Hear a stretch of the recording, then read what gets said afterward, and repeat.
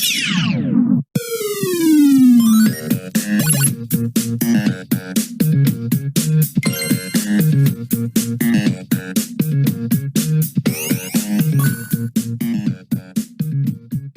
and welcome to Checkpoint Reach podcast. I'm your host Luke Eldon. Today I'm joined by Sud and once again special guest Fishy. How you doing, mate? Hello. How's everyone doing? It's me. Very good. It's good to have you back, Too mate. bad? Yeah. Yeah, it's good to be back. I feel like I've returned. I've returned to the ends to talk shit about Star Wars. Yes. That's Well, obviously we had Fishy on for the Mass Effect video, and we did say on there that we'd get you back on for the Star Wars, and here we are. And here we are. We're back. Yep. Yes. It's We been are. a long time coming. Here we are. It is. It's been a while, actually. Jesus, it has been a little while. But here I am. Here you are. We're ready to talk about movie. Yeah. Movie. A solitary movie. Yes, because we're Yes. starting with The Force Awakens today, because we are going to discuss the sequel trilogy. I think the Star Wars bashing will get worse as we go. As it goes on, for it will get sure. worse, definitely. Oh yeah, no. The later two films are an absolute nightmare, Yep. and there's no shying away from the fact that both of those films just go into the gutter. It's where they are. But no, this one, The Force Awakens, as a starting point, ain't so bad. It's a good way to ease into it. There's going to be a lot of obvious critical thinking here because it leads off into shite. Definitely. But it, as an isolated film, this is the one that I could say I kind of enjoyed. Yeah. Yeah. I'm absolutely. definitely with you. I enjoyed this one, and obviously this is the first Disney film since they acquired the franchise, and it was safe to say there was a lot of hype for it, and I was one of those people that jumped aboard the hype train. I was really excited. I could not wait, and I must say I was left in a positive mindset after this. With this one, The Force Awakens. Yeah, you know what? I agree. I thought this film was the one that was pretty damn good. I mean, they did my boy Luke Skywalker dirty. They did. Yeah, they did. Yeah, that's true. And they did their own plot points dirty later on down the line. But what this film set up and how it established itself wasn't bad at all. I think that's why. Well, I think that's why it's so disappointing what happened in the later two films, because this film it did set up what could have been a really great trilogy, but they just didn't go through with half the stuff they were good. Well, they just didn't go through with anything really. They should have done, I think, from the first film. They went in directions that just, to me, made no sense a lot of the time, and that's obviously because of we know about the different directions in terms of directors and things like that. So that obviously didn't help at all. Starting with JJ and then going into Rian. Yeah, they went. That was a strange move. They went to They didn't see. This is the thing. Like, as an overall thing that this trilogy struggled with, and it's not necessarily who the directors were of the films, because that trivial when you've got an idea. But what the problem was is they started this film, but they didn't know what was going to happen next. They didn't They didn't create the full story before they started the story. They just went, okay, this is the story of this film. Now, how can we do this next time? Then they did something else, and then they did something else, and by the time, and there was no consistency because nobody had a concise, plan. Nobody had like an idea of what they were actually doing. They went, we'll make this film, then we'll figure about that when we get to it. Maybe with a lot of plots, like if it's a simple, that sometimes some films can get away with not having much of an idea. Like, if it's a sequel that you don't expect to happen, it's like an isolated story, move on, something done. You can do that. But this is one story carrying over 3 films, and without that plan, you can have a good film to start with, and then it's just making it up as you go. And that's where this trilogy falls. So when I'm talking about The Force Awakens specifically, I think this is the one that sets up the potential and the good ideas and the nicer plots that get ruined. And it's hard not to look at The Force Awakens as part of the trilogy and think, nah, what on earth are they thinking? But when you think about it as its own film, it's like, this one wasn't bad. It's just a bit of a shame that it didn't necessarily get expanded on well. Yeah, and that's where I sit with The Force Awakens. Yeah, I agree with you on that. I think just quickly, so just to touch on, as you were talking about, there was no overall story and it was just getting passed on. Well, their initial idea obviously was J.J. Abrams directs the first, Rian Johnson the second, and Colin Trevorrow, who directed the Jurassic World film, he was going to direct the third one initially, and then they canned him off the project and ended up bringing J.J. back. Yeah, and it was just a mess overall, and you can tell with the story. But good old J.J. Yeah. I love Well, the South Park right? episode on him. Yeah. The member I mean, berries. to be fair, he started off well. I genuinely do think that The Force Awakens is a good Star Wars film. I do too. I like The Force with, Awakens. I mean, I think it's. I always rank it probably third or fourth for me in terms of my favorite Star Wars films. If we're talking about just the numbered ones. I do think it's a good start for the trilogy, but and to be fair as well, coming off the back of the prequels, which for a lot of people. A lot of people hated those films. Let's be honest. Left a sour taste in it. I've got to say, I didn't mind it. I think, well, me and you, Luke, I know we don't mind Episode 3. I think Episode 3 is clearly the best of that prequel trilogy. Yeah, I can't stand Attack of the Clones and Attack of the Clones and Phantom Menace they're just bad films. There's no doubt about it. But and so I think coming off them, The Force Awakens is a good step in the right direction. It's more like the original trilogy.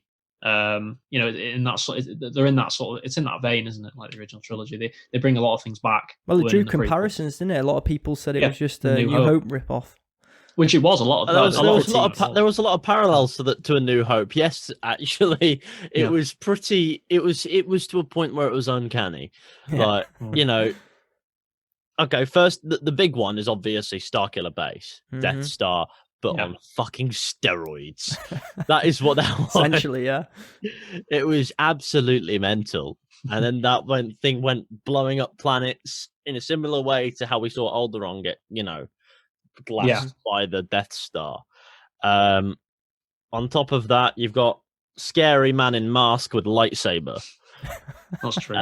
And I guess the difference is the Master Wizard in this is just a mad man. Well, it's just an old man who has a vague idea of what it is, as opposed to anything else. And I guess you have you have this young character who wants more from life, who's on a desert planet. So when you think about it, the parallels are pretty mad.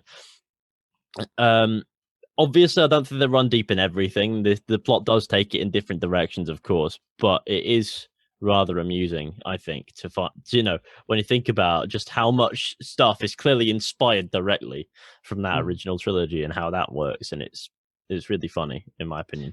I don't think it's necessarily a bad thing, though. No, I think there's an aspect of fan service to it, but at some points you just think, okay, this has become slightly predictable. Yeah.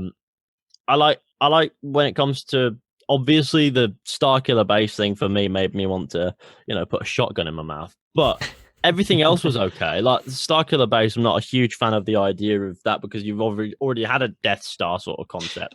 I think my problem with Starkiller Base is not actually Starkiller Base. It's how apparently. It's what happens basically. I mean, what does it end up destroying? Like 10 planets or something? I don't know. I just don't like the idea that it destroys loads of planets that we've never explored in Star Wars. Literally, what 2 milliseconds? The planet's just. It destroys planets we've never explored in Star Wars that we never, we've never been to in films. We've never probably seen in comics. I don't know, or anything like that. Never been to. Don't care about. It doesn't destroy anything that we care about. All it does is destroy prospects of stories later on. That's all it does. I think it would have been more impactful if it had just focused on destroying a really important place in that universe, rather than, why didn't they just destroy? They could have just destroyed Tatooine or something like that, or Coruscant. Yeah, Coruscant obviously is the capital, isn't it? Or oh god, they could have destroyed anywhere, but they destroyed a planet that is basically Coruscant, but not. Yeah, it's not. Yeah, that's what annoyed me a little bit. It's like Coruscant would have made a lot of sense as well, because it was like obviously Coruscant in the prequels is obviously really important and things like that. So yeah, it would have been kind of fitting if that had gone. That entire concept of like a planet city is my favorite. Probably one of my favorite concepts from the prequel. Sorry, and I liked the fact that this city planet existed, but I don't necessarily like the idea of there being two. So this, what was its name? I don't know. This other planet. I can't remember the name. Hosnian Prime or something silly. Oh yeah.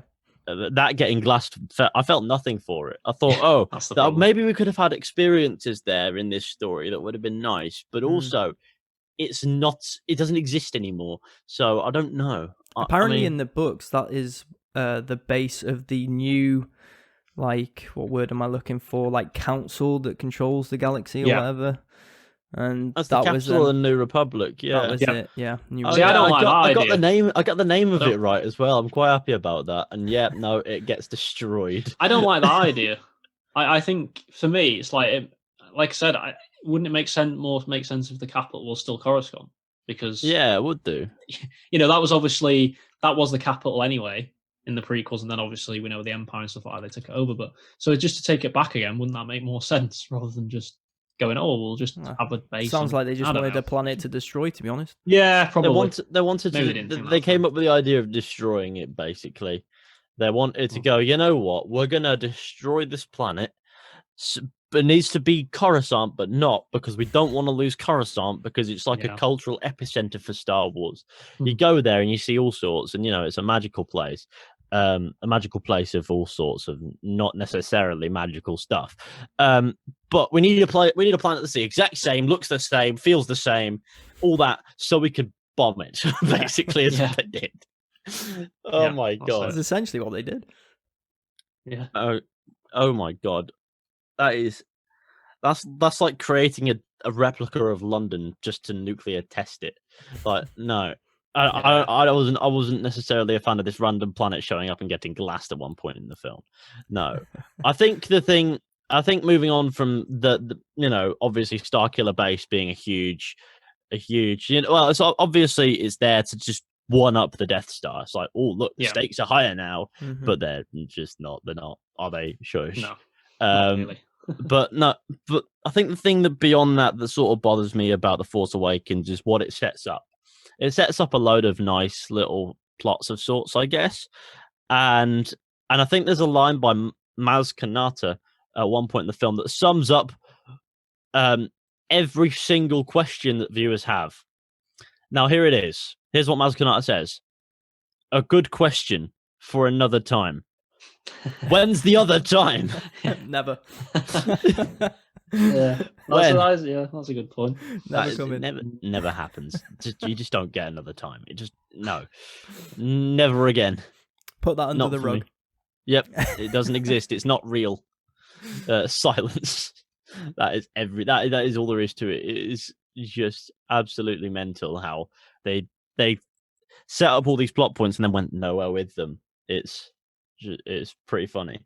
I think there were a few other plot points in there that just weren't necessarily something that I cared about. I mean, I can't think of any off the top of my head, but there were a few in that film that sort of just made me roll my eyes and go, no. Well, what do you think of the way the characters were introduced in the film? Well, I actually, okay. So firstly, we're introduced to Poe, isn't it? Poe. Yes, we're introduced to Poe, and he's speaking with old bloke. Forget what his name is. I can't remember his name either. He's just the old man, basically. But he's played by, and forgive me if I pronounce his surname wrong, but he's played by Lor Santeca is his name, and he's played by Max von Sydow, isn't he? Something like that.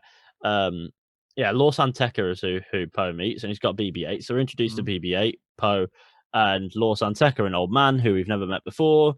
Yep. And 5 minutes later, Kylo Ren shows up and slices him downside the shoulder and kills him. And I feel nothing. Now, this is the part where, at that part, Poe shoots Kylo Ren with his blaster and he freezes it mid-flight.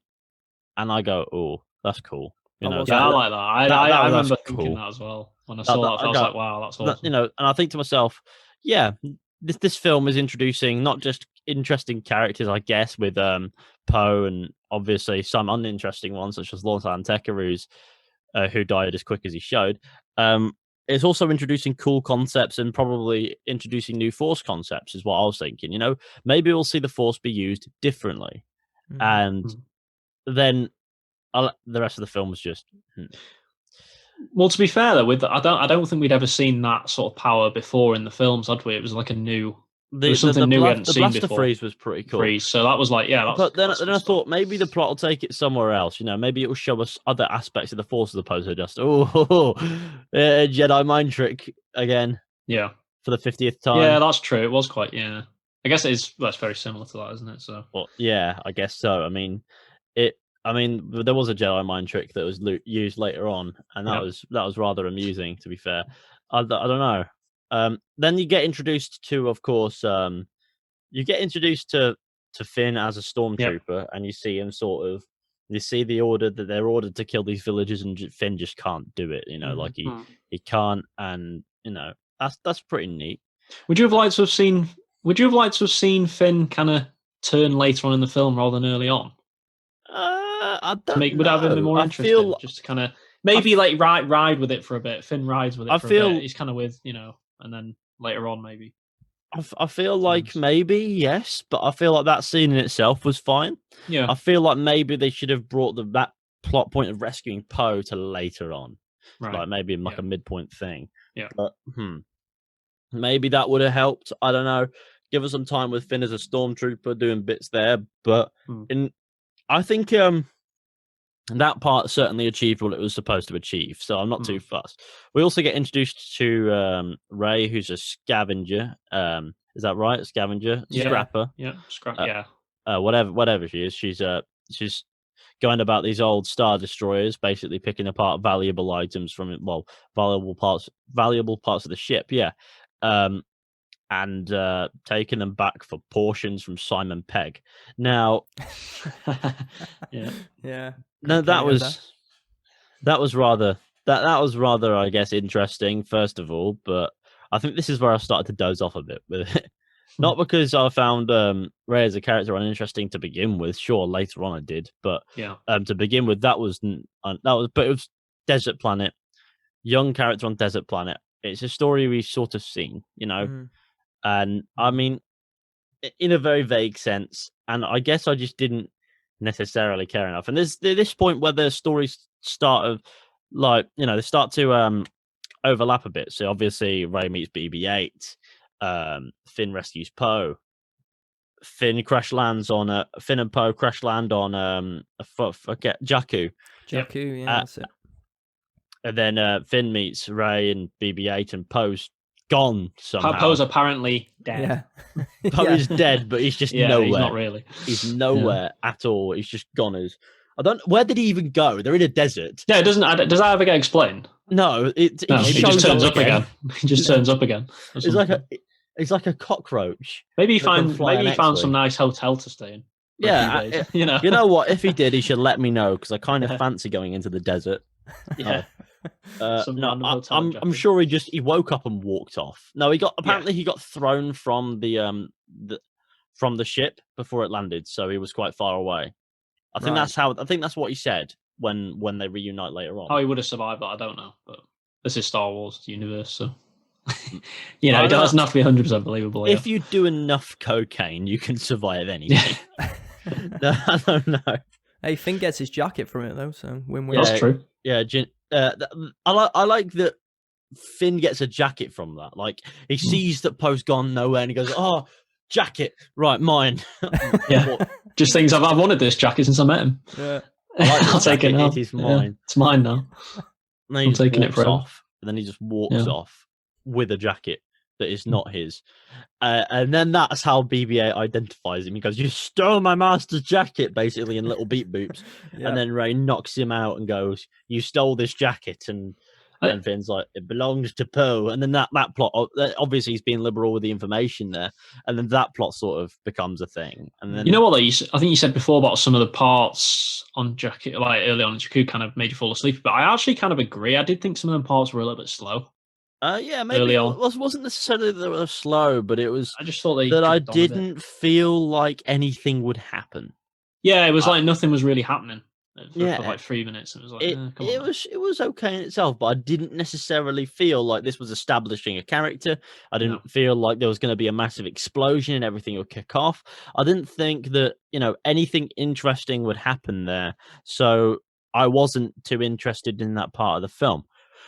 Now, of course, this is the point in the film with with Finn, Rey, BB-8. The Stormtroopers show up, of course. They chase through this little village in Jakku, and then they go into like a junkyard and conveniently parked there is the Millennium Falcon. Conveniently. And I go, oh, okay.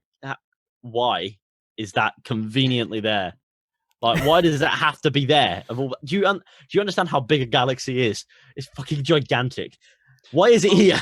I think it's called a piece of junk just before it. Yeah, that's true. Which is that's the hint. Yeah, but that again was just a parallel to what Luke said, isn't it? Mm-hmm. I will say though, I understand what you're saying. That I don't mind it too much. I don't kind of mind the unbelievable happening a little bit. Like I don't mind the fact the Falcon's there. It's like I don't mind a bit of unbelievable happening. We're watching a film that has space wizards and laser swords. Yeah, I mean it's not exactly, you know. Yeah. But I like when I find it really funny when things are just a tad too convenient. Yeah, that's true. There's a lot of that in these films. And I think the Millennium Falcon just showing up sat there is a little on the convenient side. It feels like, do you know what else? It kind of feels like unbelievable that apparently no one would have bought this thing. Like, this is like a legendary ship. Yeah, nobody knows what it is. It's not like this. I know people, they were saying, oh, maybe it's in disrepair and things like, yeah, but someone would probably have the means and resources to do it up again. Someone would look at it and go, that's the Millennium Falcon straight away. So from that point of view, I would agree with you that it is a little bit unbelievable that it's just there. Like, it's just so convenient. Like, it's so fitting that it just is there, in the sense that is exactly what the characters needed at that time, was the Millennium Falcon to just exist. I wouldn't be surprised if it popped up on screen. So it wasn't there and then it just appeared like magical with a poof and the fairy godmother flying off, because this is Disney, isn't it? But no, I did find it really, really strange that it just exists. Yeah. No, why is it here? Apparently, Simon Pegg owned it. Why did he have it? It sat there. I don't know. It would have been more believable if it had actually had like an owner, and they were just kind of, I don't know, they were just away for a little while, and just for a split second they stole it. I don't understand how it fell out of the. I don't understand how Han Solo lost his ship. Again, does that get explained? Does that actually get explained in the film? I think it gets explained. A lot of these things get explained in the books, I believe. Yeah, see, that's a problem for me. See, if you have to go into transmedia to explain something, it's not a good plot point for a film. No, it's not good to see. Sure that you can explain whatever you want in a book, but in reality, I don't know many people who will, read that book specifically, like who watch the film. Like, so I don't know. I'm sure it does get explained in some aspects, but I still think that maybe it was a little bit fast and loose with the character of Han Solo, in the sense that it's, oh, this is Han Solo, but is it really? He's developed past this smuggler sort of habit, So why are we going back to it? And I guess it's supposed to be. I think that's supposed to be because of the experiences what have happened to him, isn't it? With his son, yes. Yeah, he's obviously kind of dulled a bit, hasn't he, over time? I do feel like instead of being whacked straight back to square one where we met him before, but with a bit more empathy and believing in the Force, you'd want to put him somewhere else entirely, as opposed to back to where he began. Yeah.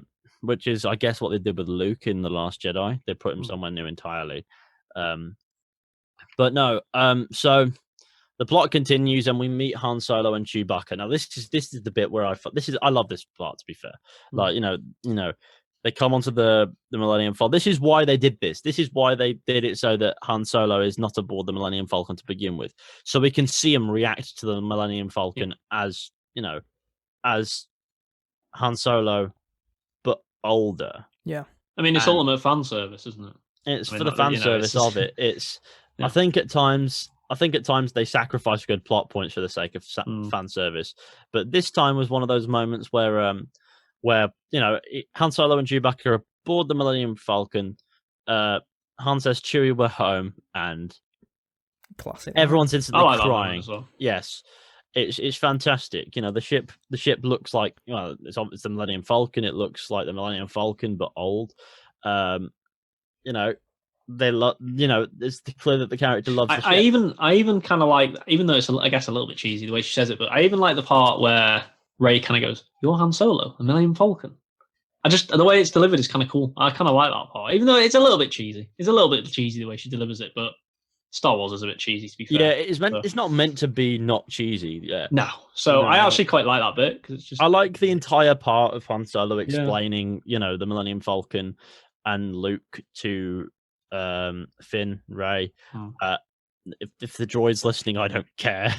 But I think that is probably one of the parts of the film where I'm like, oh, this is where it's going to get interesting, because now we've got a concise plot. I don't know where this is going yet, but it's whatever. Apparently, then of course you've got the main plot, which is the MacGuffin of this entire film, which is map to Luke Skywalker. Yeah, To find Luke Skywalker.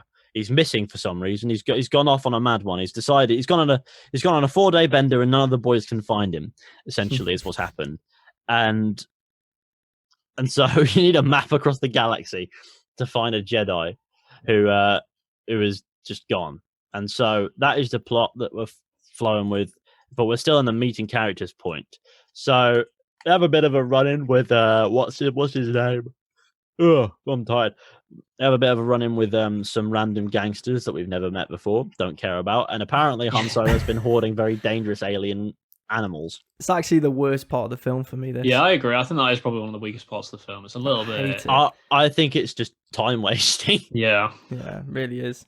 I mean, these we guys don't show up later; they don't show up before, do they?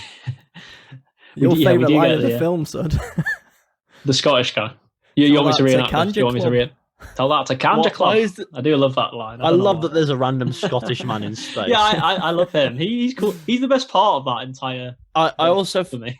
Yeah, no. To be fair, I can't knock the accent of just the random man with a Scottish accent in space, because in the end of the day, everyone else is speaking with English or American accents. Yeah, exactly. So I don't really care that much if someone's got a Scottish accent. But I did find it really. I found it really. That was obviously meant to be like a bit of a funny scene where there's two gangs on opposite ends of the corridor, both wanting Han Solo's head because he's mugged them both off, hasn't he? Yeah, essentially, yeah. And I find that to be, I thought, what, this is amusing, but when you realise that these characters didn't show up before this moment, as far as I'm aware, did they? No, don't remember seeing them before. And they didn't show up after either, did they? So they just no, they didn't. So it's just a throwaway scene. It's a waste of time, is what that's. I agree. I'd agree with that. Even if it's entertaining, it kills time. It is a waste of time. They could have done something else. They could have expanded on something else. It's a filler scene. It is a filler scene, and that's what it is. It's like the fetch quest of movies. Yeah, so they just could have done something. I mean, how long does the scene last? Would you say 5 to 10 minutes? Maybe a bit more. I mean, they could have easily done something with that 10 minutes that they wasted. They could have done something. They could have expanded on Kylo. They could have expanded on any of these more. They could have expanded on any which thing, yes. Yeah. So eventually, the plot takes, after escaping these gangsters and the alien creatures that Han Solo had somehow been hoarding. Why I don't know, but apparently he's got an obsession with carrying dangerous animals with him. I don't know what that's about. I don't really understand why they focused on that. Not enough. Like, and then the plot takes you to a green planet, and Rey busts out a stupid line that is supposed to make it seem, well, it's supposed to hint at the fact that she's never left Jakku before, of course, but just it's fucking absurd. She says, I didn't think there was this much green in the whole galaxy. And yeah, that is yeah. That's, what do you mean? You've never left Jakku. Yeah. How did you know? Yeah, that's strange. How did you even know that there was green in the first place? Yeah, exactly. What is green, Rey? Yeah. What is green? No, I find that line to be absurd. Surely to Christ, you didn't think every planet was just a desert, did you? Maybe she did. Maybe. Yeah, maybe. But that would have been fundamentally stupid. Maybe the only holiday brochure she had was Tatooine or something. Yeah. It's like, do you think Jakku and Tatooine are the only planets out there? Yeah. But who knows? Some of them too. No. Yeah. I find that to be really funny.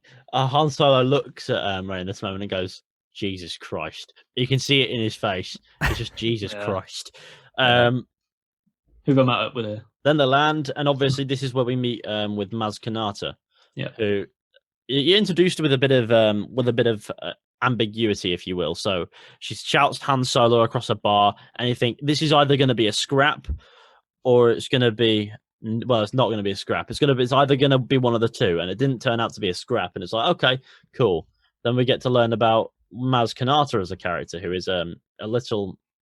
I don't know how to describe Maz Kanata, but yeah, I don't. Have any of you watched E.T.? I'm sure you have. Yeah, Yeah. There you go. Yeah. It's Yeah, just- pretty much. I mean, it's very similar. It's E.T.'s Very similar mum, model. is what it is. May as well- May Now- well be. Maybe that's how she should have been introduced. She is E.T.'s mum. Yeah, To be fair, it is rather so amusing. she's got That, magical powers. it is rather amusing as a complete side point, but in the prequels, E.T.'s, the E.T. species is in, they're in the council chamber, aren't they? in the Thing? council Yeah. chamber, yes. Yeah. And I think to myself, oh yes, that is terrific. Same universe. That's an Easter egg. That's an Easter egg. That is a That's big how you do I- Easter eggs. To be fair, though, I do think that Maz Kanata is probably one of the more interesting characters in the film, just in terms of mystique and intrigue. She certainly does tap Again, into that. another character though that really, I don't know. I feel like they could have fleshed out more a little bit more. They could have done. to be honest. They could have done, but in the end of the day, when I think about Maz Kanata, I think this is the character who summarizes the entire trilogy with one line, and that line is the line I mentioned before. A good question for another time. Also, can we just point out that can we just get onto the fact that she has Luke Skywalker's lightsaber again? Yeah, no, this another is the point that makes no sense. This Yeah, is how did she get that? How did she get that? Never Okay. explained. Okay, here's the thing. You can either have the Millennium Falcon conveniently on Jakku, or you can have the lightsaber in the box. Why I think that's both? the worst one. This is too genuinely do. convenient. The lightsaber is far worse. For me, her having that lightsaber is far worse than the Millennium Falcon. How's I'm pretty anyone sure- got that lightsaber? I'm pretty sure know. it fell into a gas giant. Yeah. It makes no I- sense in Bespin when he obviously lost his hand. Yeah, How's no, anyone it doesn't finding make that sense. I don't lightsaber? know. That lightsaber should be lost forever. Really. That Yeah. lightsaber is just I mean, in it a shouldn't. box. It just appeared in the I box. just- And that is what. And how did you get that? Is what Han says, and Maz Kanata says that magical line. A good question for another time. Yeah. that we never Tell me find out. fucking now, it fell into a fucking gas giant. What do you mean? Don't leave me like this. That actually did annoy me. The fact that she just had that lightsaber. It's like, come on now. What is this? I looked at that and I thought it took me a minute to realize how fucking stupid it was, Yeah, she had it. Yeah, and then I was it's- like, okay, that's Yeah. actually ridiculous because that lightsaber has appeared out of nowhere.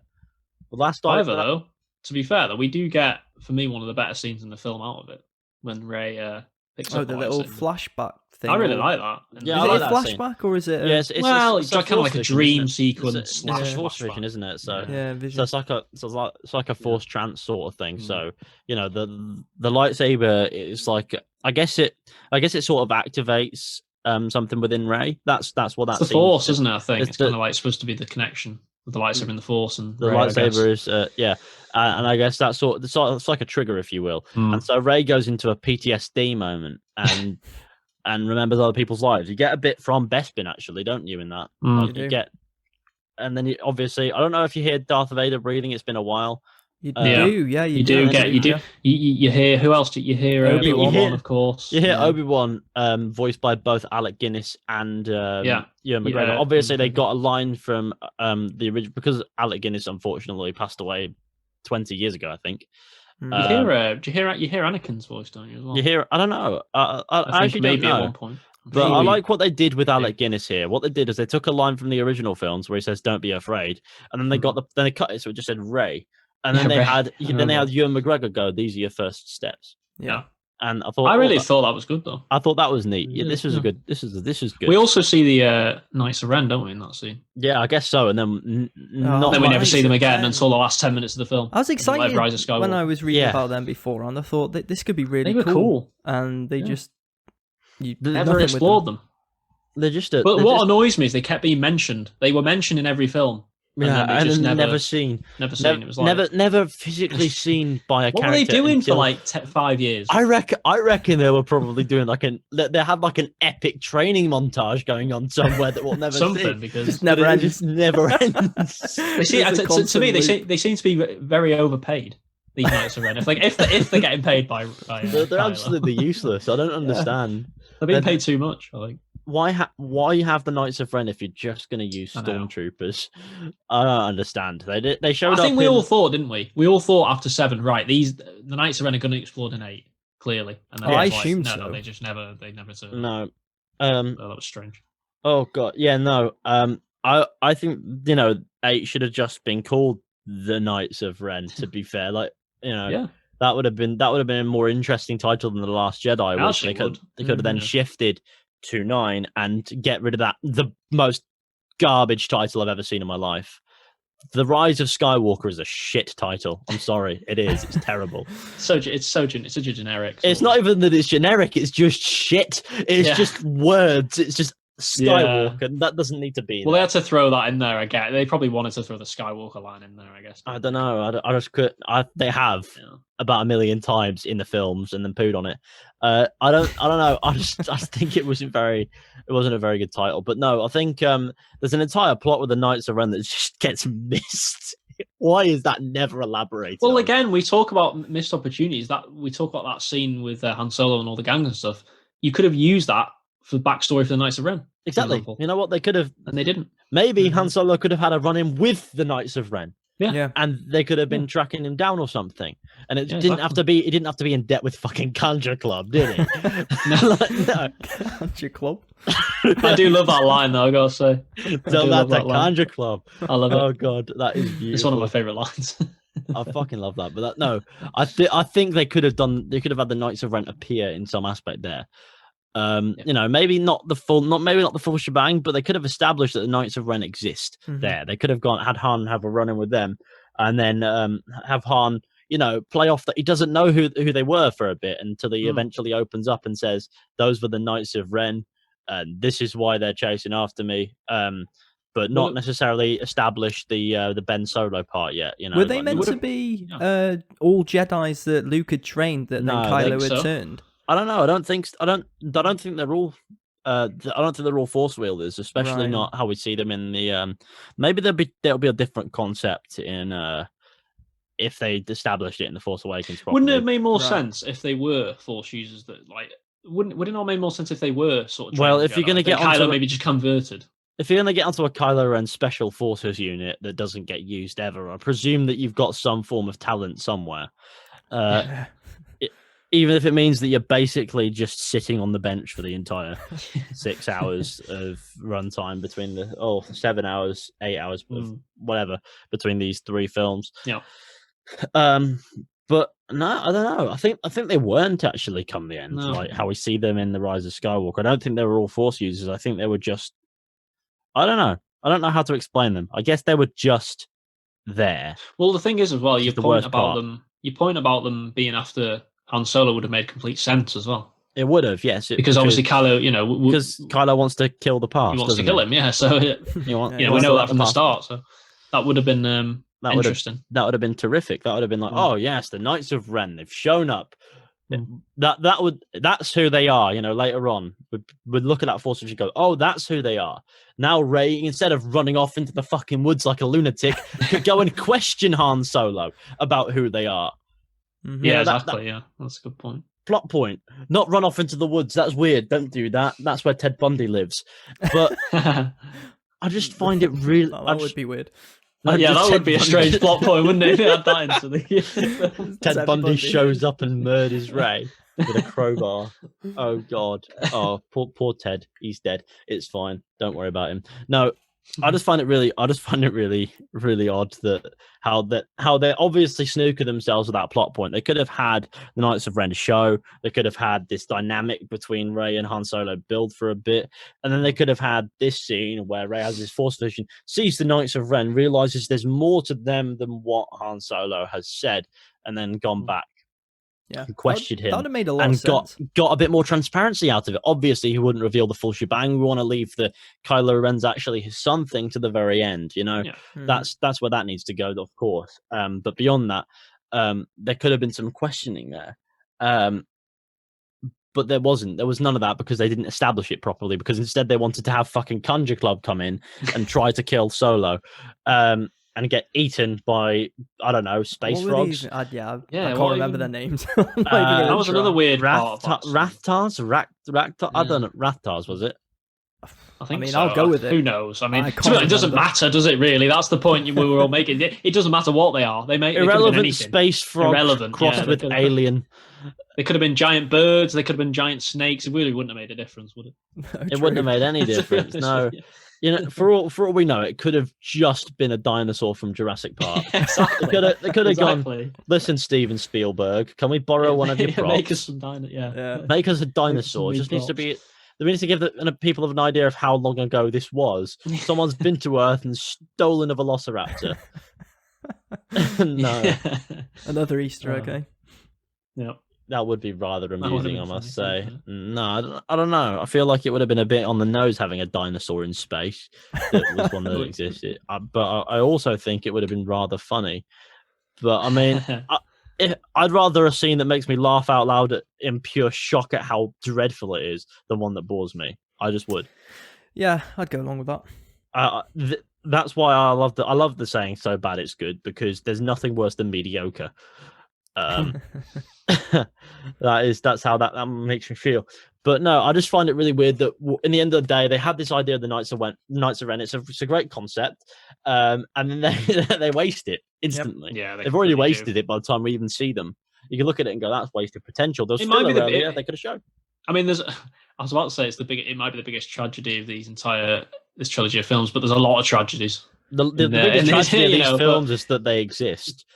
Yeah, I mean, it's just for me, it's one of the most maybe not tragedy, but it's one of the most disappointing aspects of the three films that the Knights of Ren that were introduced really well. Well, in that flashback scene. In that flashback is quite nice, yes. But you quickly realise that filler 10 minutes from before could have been filled exactly. with this. Yeah. So I just think that's one of the many tragedies that we'll probably come on to at some point. Oh, yes. There's quite a few. There is plenty of tragedies. And one of them actually is to come later in this film. Actually. Oh, which we'll okay. With the forest scene, one of the scenes that. The forest scene with Finn and the whole getting lightsaber in the back and. Oh, you mean? I really hate that scene. I hate it. I really hate that because it just makes no sense. I hate every single injury caused by a lightsaber in this trilogy because it's like people have forgotten what lightsabers do. Exactly. I mean, there's no way they mutilate Finn so easily. Alive. There's just no chance of Finn being alive. I know we've said before about the whole, post-surviving and things like that. Okay, fair enough. But, and we're allowed to believe the unexpected in Star Wars because at the end of the day, Star Wars is, it's fiction. But I'm not having that Finn apparently survives getting completely slashed upside the back. Slashed, up. I mean, that would literally rip through many organs. Yes. Well, it rips through his jacket, eh? But obviously, Kylo Ren's lightsaber is just shit and can't work properly. I'm not having that though. I'm not having that. No, we won't. Neither would I. But no. There are plenty of plot points between then and now that make you want to face palm into a coma. So it's a shame as well, you're right, because I actually quite like the fight between. I like the fight. Kylo and Rey. I know again it's one of these, like we've seen it before, the cheesiness of the whole she grabs a lightsaber. And I don't know. See, it's good if you take it into account on its own. It's great. It looks good. But Rey has no experience with a lightsaber. No, that's another problem. She shouldn't even know how to turn it on. No. Like that's how it is. Even though I did like the whole, I like the whole she grabs it sort of thing with the Force. I like that because it's like. I was hoping that would be Luke. That would be obviously cool, we know it. As was I. I was thinking, is it now? No. No. Really? No. If Luke, it doesn't make sense that she'd be able to do that. To be fair, I'm glad that it wasn't Luke as well because it would just be another convenience, wouldn't it? Well, now Luke's there. He's just there in the forest. He's been living there for the last. He's been living with Ted Bundy. He stands there, and his first line is, "I have been standing here for 20 years." Well, what about the even stranger coincidence that maybe he is Ted Bundy? That would be a plot twist, wouldn't it? Yeah, that would. Fuck. So, all along, he's just been living this double life. No to Ted Bundy being Luke Skywalker. Oh my god, what have we done? We derailed. And now we're talking about Luke Skywalker being a serial killer. Yeah. Oh god. Well, I guess technically. Well, having said that, I guess technically is a serial. He killed plenty of stormtroopers. He's more of a mass murderer. Yeah. It's it's like the whole argument. So I know we're going off tangent a little bit here. Completely. It's the whole argument with the Red Dead, with like Arthur Morgan in Red Dead 2 being like, he's a an murderer. I mean, he's just a he's mental literally case. killed more people than anyone ever in American history, and he's seen as like the good guy. It's quite ironic. But... He loves murder, doesn't he, Arthur Morgan? Yeah, no. But we're off track there, but... Yeah, back to the abhorrent plot holes in the Force Awakens. Not necessarily plot holes that go anywhere or confuse anything else, but just don't get explained, don't make any sense necessarily. We've got the before we get onto the forest scene on Snow Planet Starkiller Base, we've got a forest scene outside Mars's place, outside Mars's shack. So Rey runs off into the woods after having this Force vision, and Finn's buggered off to go on some ship and fly off because he's running away from everything because he's revealed that he's a stormtrooper. And Rey wasn't even remotely shocked, just stood there and deadpanned him. Yeah. Well, again, I would like to interject here and say that I will say that I don't know if this is a popular or unpopular opinion. I don't, having looked back at these three films, I don't think Daisy Ridley is that great of an actress. I don't know. I can't knock someone's acting talent. They've got to work with what they have. I think she's one of the weaker main performers, in my opinion, out of the main cast. I do think that. I actually like her in this film. No, I'm not saying she doesn't suit the role. I'm just saying I think her acting at times could have been better. Maybe, in some scenes. I do also think, feel that the writing could be better, and they could have done some things, and they could have had a better idea of where they were going. But I can't blame it on one person because I think there's better acting performances there, in my opinion, in the trilogy. Than her. There are certainly characters that stand out above Daisy Ridley's Rey. Yeah, no, but I don't necessarily want to knock an actor or an actress's ability based on one role in a film. I haven't seen her in anything else, so I can't tell you. No, that is true. But I think that again, though, to me, that maybe says everything that we haven't really seen much of her since. Poor Daisy, I guess. You'll have to watch some more Daisy Ridley films and let us know. So. No, but what I mean is, for example, we've seen obviously John Boyega's become extremely popular from this because to me he is a good actor. I think John Boyega is a cracking guy. It was one of my favorite parts of the trilogy. Like John Boyega was. I thought Poe as well. It's a shame though that Poe's neat. It's a shame Finn just became a guy who screamed Rey though. Well, again, to be fair, he screamed it so convincingly that he got a part in fucking, I forget what it was, Pacific Rim. Yes, that's yeah, he did. He screamed it so. And I like Finn the character. I like John Boyega. I just wish they did more with him. Yeah, well, that's again, I think another tragedy of the trilogy. Finn becomes an irrelevant character towards the end. He may as well not be in it at the end of the film. Like, Yeah, no, exactly. I think Finn is wasted in a lot of ways. So in the plot, they get before Finn can board the ship, he puts his gun and stuff on it, that he's been given by Han, and then he looks out, and then the First Order is bombing all these planets, getting rid of him. So he doesn't think, shit, I'll grab my gun. No, what he does is he leaves it on the ship and comes back and says it's the First Order, they've done it, and then Maz Kanata passes him the lightsaber, and he goes, I need a weapon. And Maz has to point out that he has a lightsaber in his hand. Like, sure, for Christ, you know what that is. You've seen someone use it in the film. Apparently not. You've seen it might have been a bit different. It might have been red, but you have seen it being used. You have seen a lightsaber in use. You know it's a weapon. What are you doing, you absolute mental case? And also, where the fuck is that blaster you just got given? Where is it? Misplaced it somewhere. Well, you left it on the ship, clearly. Yeah. Well, he ends up fighting that stormtrooper who screams traitor at him or whatever he shouts. Yeah. He became a fan favourite, apparently. TRAR, yeah, traitor. No, they literally call him TRAR. Listen, he shouts traitor, ignites some like stunny stick, and goes, "This thing can fight lightsabers." Do you have any idea how much power is in a lightsaber? I actually quite like that stick. I quite like that weapon, I like it, but also, to Christ, just get past the beam part and cut it off at the metal bit. It does kind of dumb down the lightsaber bit when you see that the lightsaber's struggling. It kills the significance of the lightsaber when everyone can fight someone using one. Yeah, like the whole point of a lightsaber is it's hard to fight against. It can dodge blaster bullets or blaster shots. I don't know what the word is. Fucking lasers. It can block lasers, but what it can't block is apparently anything that those stick things. Obviously, there is another instance of this happening in the prequels, actually, where with General Grievous, they're on that they're on that ship, they're on that ship above Coruscant, and General Grievous's guards are droids that have these things that can fight lightsabers. Yeah, and I think obviously it makes sense, but do you think this guy came here equipped? This guy did not come here thinking, I'm going to fight a guy with a lightsaber today. Did he? That's true. I know it's another convenience plot point, isn't it? It's another convenience. It just happens to be. Whereas those droids were prepared and equipped to fight Jedi. This guy was not. Why would you fight? Why would you need to fight Jedi? They don't. Yeah, it wouldn't make anymore. sense. Yeah. Yeah. It was a bit. It was just. It was just a bit out of nowhere, if you ask me. Oh god, another one. And that was. It was just one of those things that I think to myself, it doesn't really make sense. But here we are. It's a nice fight scene. Meanwhile, Rey's running off in the woods. Obviously, completely oblivious to the fact that it's kicking off. Oh, maybe she does start to come back or something. I think she does notice. And then that's when Kylo Ren comes and finds her. Mm-hmm. Now, this is the this is the part where I think Kylo Ren instantly realizes Rey has significance of some sort, and obviously that's the Force. That makes sense. Now, this is the palm. Obviously, Kylo Ren uses the Force to knock Rey out, which I think is cool. You can alter someone's consciousness with the Force. I wonder how it works, but I do think it's pretty neat, and I don't question it. And I think, okay, now that's done. Now Kylo Ren carries Rey back to his shuttle.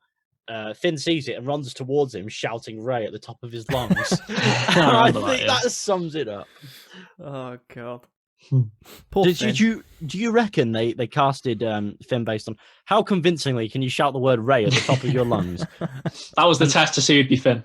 If I wouldn't be surprised if the screen test for Finn was just him shouting Rey over and over. At this point, yes. Because honestly, that's that. If I was to try to get that role, that's what I'd do. No, I mean, I agree with you. He does shout it pretty convincingly, but it is the most convincing shouting of Rey I've ever seen. I can't imagine a character convincingly giving a fuck about Rey, but here we are. With Finn does manage. I don't know how, but then so he sees Kylo Ren, abducting Rey, taking her into his shuttle and flying off. I don't know what he intends to do, and he gets there. It's Kylo Ren. And he knows nobody fucketh at this point. Like, he knows that you don't get in a scrap with Kylo Ren and come out unscathed. But he still goes for it. Don't know why. Ship flies off. But also, this is where Poe Dameron shows up again, isn't it? Like, rewind a bit. They've been captured by the Stormtroopers because obviously they've been overwhelmed. And then out of nowhere, these X-Wings show up. Because that's where they'd show up. Of all the places in the galaxy that need them at that moment, they'd show up there. They just show up there. They must have been halfway there at this point before it kicked off anyway. And they land, so they approach, and then they start taking out TIE fighters and stuff. And while they're making the approach, the Stormtroopers don't go, let's execute these prisoners. They don't go, we have another fight ahead of us. We don't need to deal with these guys. No, they just wait. And I have no clue why. But everyone gets out of that unscathed, and obviously Poe pulls off some cracking maneuvers. This is a great shot where he's taking out TIE fighters, like while moving just so quickly, and it's like, that is cracking. And then and then Finn says, that's one hell of a pilot, and it's like, nobody else noticed. Like, fucking hell. What do you mean? Like, nobody else has noticed that? No. The man's wrecking house. Everyone knows. Trust me. And then they go to the Resistance base. Well, you missed the Leia meeting Han again. Sorry, we'll get to that part. Okay, so Leia meets Han. Here we are. It's on that planet, and Leia lands. She's there for some reason. She went there herself. I'm not sure why she's again, it's another point where it's like, why is this person here? You know what? There's no harm in going, maybe I'm getting on a bit to be doing this. You know what? You guys go, I'll wait here. No. I've got work to do here. I've got an entire resistance to run. But no, she's there for some reason. And then the shuttle opens. Han sees Leia. They have a moment of complete, speechlessness. And then lo and behold, C-3PO comes and goes, Han Solo, you might not recognize me because I have a red arm. Just fuck off. Not a fan of C-3PO there. The C-3PO just ruined the gravitas of the entire fucking film. I get the reason you might not be a big fan of C-3PO. I like C-3PO. I think you it's do? great. Okay. I think C-3PO. R2 does that. I love that. Yeah. I Again, another think great scene. C-3PO is great. I just think in that moment I would have happily killed him. Are you sure you like C-3PO? Yeah, I'm not like you don't like convinced. him. I'm not very convinced. I like him in all the other films Okay, because he's like, but obviously there's a story behind why he has a red arm in like a comic or something, and it's pretty neat. That's pretty cool. The red arm's explain cool. though in the film again. It's like one of the things where it's like you wouldn't. I don't think it needs. That's one of the things that doesn't necessarily need explaining in a film. He just has a red arm. Maybe it's a spare part. Maybe it's something else. There's a story behind it, but we don't necessarily need that. But it's in a comic that for all we know, he could have just slipped and his arm could have fell off. Yeah, no, exactly. So it's just a spare part. He's a droid in the end of the day. Yeah. And so I think it was pretty neat that he had that on there as like a little bit of more of an Easter egg to that comic rather than anything else. I don't know if it released before or after, but whichever way, it was quite a touching C-3PO story to have in a comic book, to be fair, I hear. And I think, yeah, cool. That's there. That's whatever. But now, why did he have to interrupt at that moment of all times? C-3PO would crash a funeral, wouldn't he? If there was a funeral going on, he'd be like, "It's me, human cyborg relations," or whatever. I don't know what it says. Yeah, he probably would. I mean, I don't know if they're trying to harken back to just how he always got on Han's nerves. It's supposed to be it's supposed to be like a throwback to the sort of stupidity and it's that silliness and it's that silliness and lack of lightheartedness, isn't it? It's the lightheartedness part of the original trilogy, I guess. Yeah, because the droids are there for comic relief a lot of the times. Obviously, that squabble between C-3PO and R2, who's in a fucking coma, by the way. Yeah, R2. Yeah, just he's depressed. Shut off. R2's depressed. You know, he's in a bad way. Luke Skywalker's gone. He's gone. He's not got much to live for. I'm off to bed. Is what he said. That's exactly what happened. He might be on some medication or something. We don't know. Medication for a droid. Yeah, it's a droid medication. But yeah, I don't know. I that scene with Han, the scene with Han and Leia, though, it had to be done, didn't it? Yeah, I guess because it had to be done. They couldn't have ignored it. Yeah, they had to put that in there, and it was a nice scene, very touching. Yeah, it was. Shame we never got the original 3 together. Obviously, that is again another. Yeah, no, I think that was the biggest. That bit was a bit of a bit robbed, obviously. I feel like it would have been nice to see Han and Luke sort of meet again, but nah, nope. Disney went nah, mate. Harrison Ford has an aversion to signing contracts that include more than one movie. We don't have the patience for this man. Well, he wanted his character to die in Return of the Jedi, didn't he? He wanted his character to die in The Empire Strikes Back. Wow, was it that early? I thought it was Return, but it was The Empire Strikes Back. So they froze him in carbonite instead. That way they could explain off that he's dead or alive because he's just. Well, let's be thankful they did do that because that was much better than if they just killed him off. Yeah, in my opinion, I don't know how that would have gone down. No, you see now what they would have done is carried it on as if he was gonna live, if he was to do 2 films or something, and then in the third one, be like, Han Solo has died in battle. In the opening scroll, just shows his grave, and then they just don't. It just shows his grave, and they never explain. They just carry on as if he didn't exist. Why are you doing this? It's Han Solo, not fucking Mr. Miyagi from the Karate Kid. Give me an explanation. God, they would put it in the crawl as well. It'd just be the first line: Han Solo has died in battle. Full stop. After the Rise of Skywalker's crawl, which made me fucking. I looked at that and fucking sighed at least 3 times. That's that crawl for you, but they would do it. I know that they would if they were trying to explain away a plot, like, you know, an entire plot whole movie, like it was the Last Jedi, the Rise of Skywalker. If he didn't renew his contract and, you know, do a third, if he was there at that point, they would have just explained it off in the crawl, and they would have been ridiculous. But I'm really glad that they stabbed him, to be honest. They chefed him up. They chefed him up and put him out of his misery in the first one of the 3. Yeah, no. So obviously we've got that scene with Leia. Then we move on. Now we're at the Resistance base. Yeah. Poe shows up. Okay. Now Finn notices Poe, because BB-8, you know, just rolls towards him like a football down a hill, and so Finn, he jogs on up and says hello.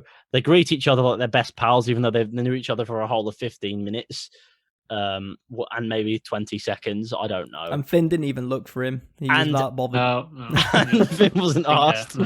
He thought, "Oh God, my new mate Poe's dead." He cared more about a jacket. Steal his jacket. That's what he cared about. And that's where Poe clocks that Finn is indeed wearing his jacket. He probably cared more about the fact he'd have to give it back.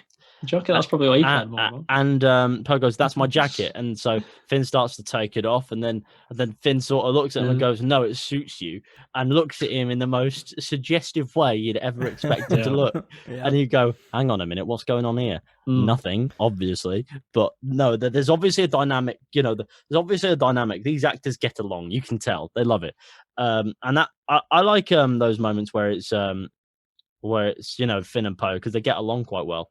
It's a bromance together. I mean, it's a bromance that works throughout. Actually, one of the things that works throughout the trilogy. And it does. Their relationship.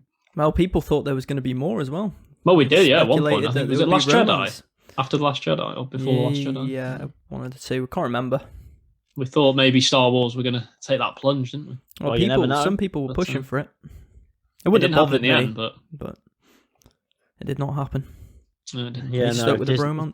Disney can't bear to piss off. Which country is it that doesn't like that stuff? It would have been like one of the like the Arabic countries and stuff. The United Arab Emirates and China, of course. We all know about their controversy with their like in the posters, taking people out and put people in different places. Oh yeah, of course they did do that. They did that, didn't they? Or was it Rise of Skywalker that film? Maybe. And they also they omitted the kiss, didn't they? Right at the end of Rise of Skywalker. I think right. If you're gonna put that in, you should commit to it. And if a country says no, be like, "Fuck you." Then that's how I think. Yeah, it was the. I can't remember who they were. Was it just two random ladies that kiss at the end of the Rise of Skywalker? And, it's something like that. In the Chinese version, they took it out of the Chinese version, which is just. I mean, it's stupid.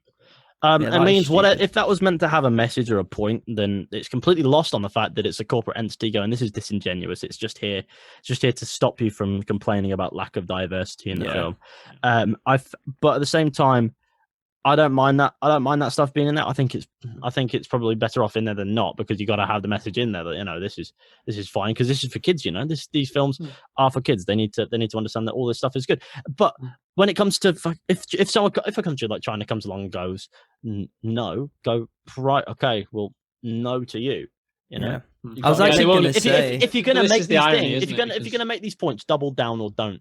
Yeah. But the irony is that they'll only do it to a certain extent because they know there's tons of money to be made. It's all about money at the end of the day. They know there's money to be made in China. They're not just going to go, "You can't have the film." Because I must admit, Sud, though, I thought when you said they omitted the kiss at first, I thought you meant between Kylo and Rey, and I was going to say, they did them a favor then. But obviously there's money to be made in the end of the day, but I'm pretty sure, I'm pretty sure Disney don't necessarily. Yeah, but I think this is where the whole this whole thing of a lot of the time I think some of these movies are disingenuous in these big companies. It is disingenuous because we know for a fact that they're not going to ban it from China. They're just not going to do it. This can't, obviously. It's not. I guess it's not disingenuous so much as just corporation. Well, if they really wanted to make a stand, they would have banned it, wouldn't they? From China. That's what I'm saying about. I think that sometimes these gestures only go so far for some of these companies. It's like, yeah, we'll do it to a certain extent, but not to. And also, there's a flip side to it. They don't necessarily think too deeply about it. They don't go, this isn't anything. It just is. It's just something that's going on as a side story. Yeah. And then China comes along and goes, nah, and they're like, okay, well, we hadn't deepened it too much. It's not a message, so we can remove it. It's fine.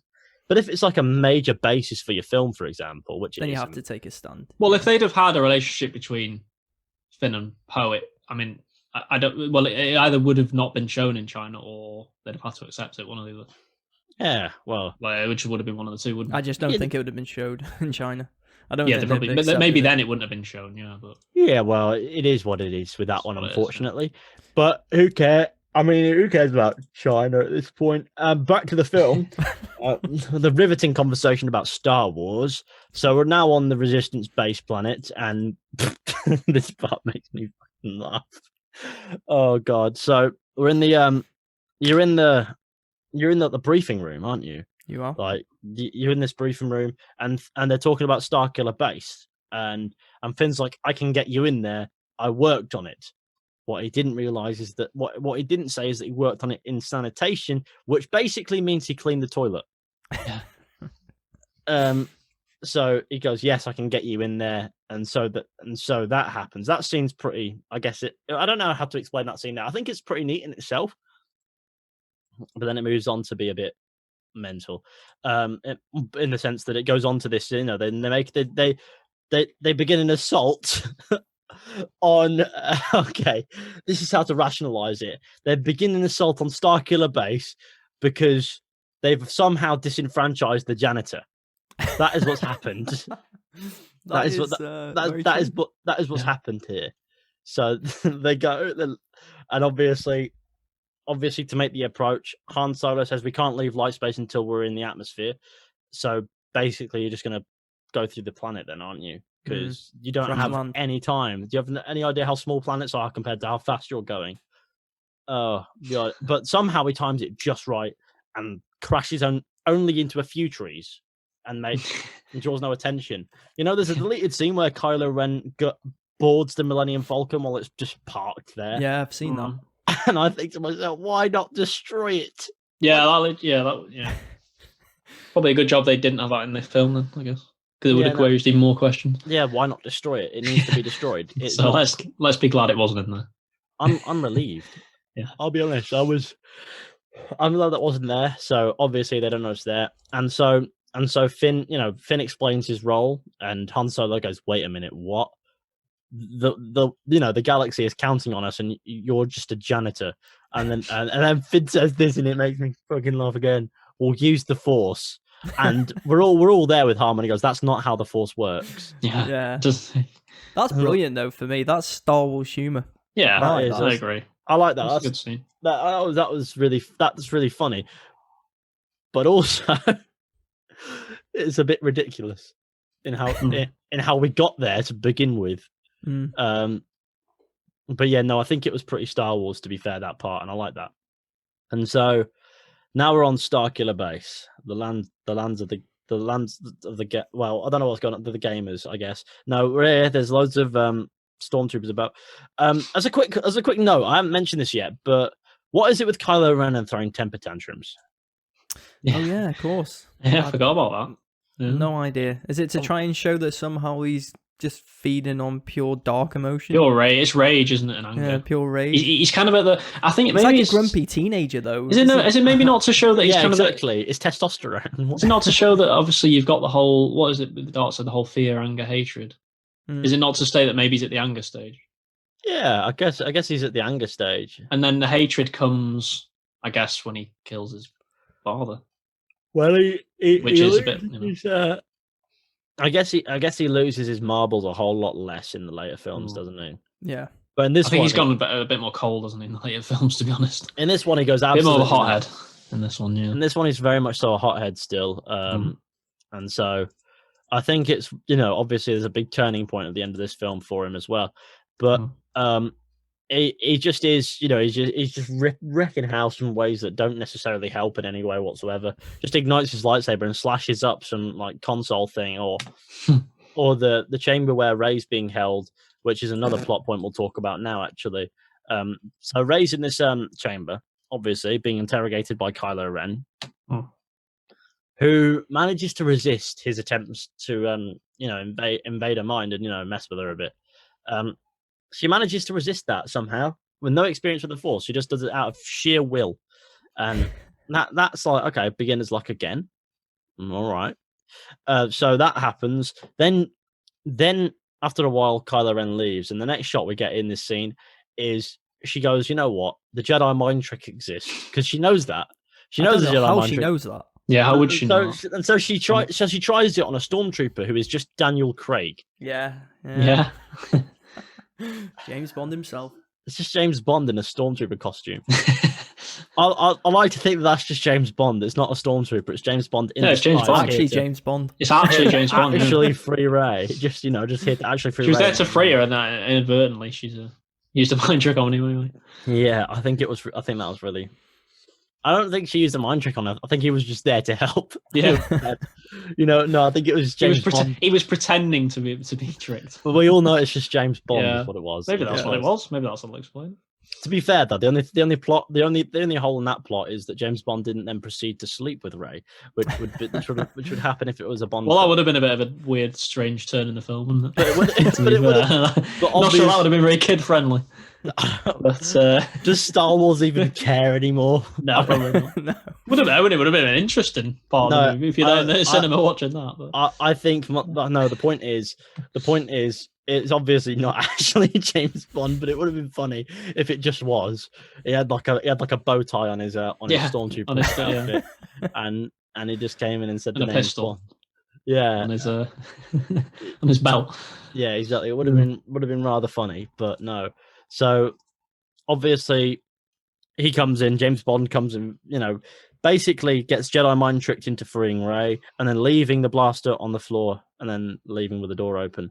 And then Rey just escapes. Kylo Ren comes back for a second round of interrogation, loses his bean, and absolutely slashes the place up. Great. So now if you recapture her, where the fuck are you going to put her? Right. Yeah, that's a good point. Congratulations, Kylo Ren. You've just shot yourself in the foot. How did she just get out, though? I mean... Jedi mind trick. But even after that, how would she get out? Like, she's a gifted Jedi mind. Are we just assuming that this interrogation room is right next to the exit door? Yes. Because surely she would have to escape the entire, as well. We just see shots of her climbing about and hiding in various parts of the facility. Yeah. We don't know what bearing they have on the exit, but she's just there. She's just camouflage, like Snake. Here's the thing with Starkiller Base, you don't quite know where in the facility these characters are. Like, if you remember the Death Star from,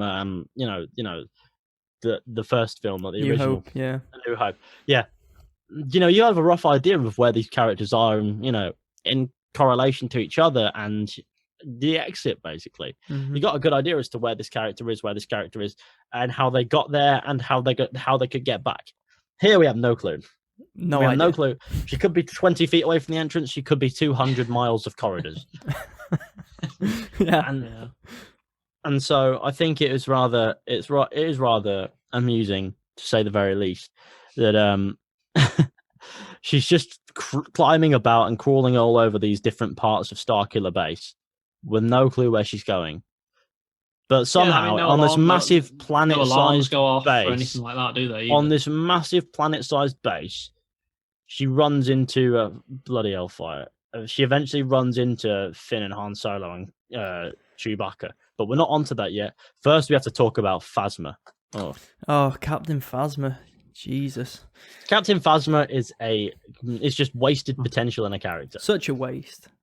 Like, absolutely imposing, terrifying Captain Phasma is to begin with. Like, you look at Captain Phasma and go, this character is terrifying. Like, this is. I like the design of the outfit as well. Yeah, like that. It's made from the I think it's made from the same material as the ship from the Phantom Menace, the ship that they escaped Naboo on. Right. Yeah. I think it's made from that. Oh wow. That's pretty cool. That is cool. So that is pretty neat little thing. So obviously Captain Phasma's got her own uniform. She's a relatively scary, imposing character, very tall, very, very commanding, and also now Finn comes along with his new boy Han Solo and Chewbacca. And they force her to do something, which I don't know, unlock something, and then they threw her in a trash compactor. Yeah. And she got out somehow. Yeah, she survived when it all blew up. Yep, no explanation. How? Yeah, that's the thing. Starkiller Base goes kaboom. Where did she go? Well, there you go. It's just one of those things again. Good question. The Force protected her. I'll answer it later. Yeah, no. Oh god, maybe she found one of those tauntauns and hid inside it. Yeah, maybe. But no. She did what Indiana Jones did, found a fridge. Fridge, yeah. Just did in that. Sat in a refrigerator. Beautiful. Maybe she used one of them, the droidica bubbles. Oh, yeah, exactly. Just hid in one. Because that really does help when you get spaced. Yeah. Well, yeah, she just survives. There you go. Yeah, it's silly. Again, another point where it's like, that makes no sense. But again, it's Star Wars, so we just have to accept it. So. And a Star Wars wasted character, carry on. for sure. Definitely a wasted character. Don't deep it, the kids will love it. Yeah. You know? Oh God. So that happens. That was rather amusing, I must say. And that's when Rey meets with Finn and Han and Chewbacca, and I think Finn asks, "How did you escape?"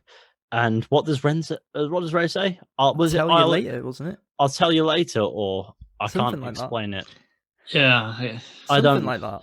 I don't know which it is, but I think I look at it and go, "No, you fucking won't." He definitely won't. Yeah, no. And so that happened. The reason we know it doesn't happen later is because what happens to Finn at the end of the film. Yep. So, True. Very true. Oh God. Oh dear God. That was madness. Yeah, and now we're going towards obviously the Han Solo moment. The Han Solo moment, yes. So we come across this. So we get to this point where what is it? They go to a. They're putting the bombs, aren't they, or whatever, in place. Yeah.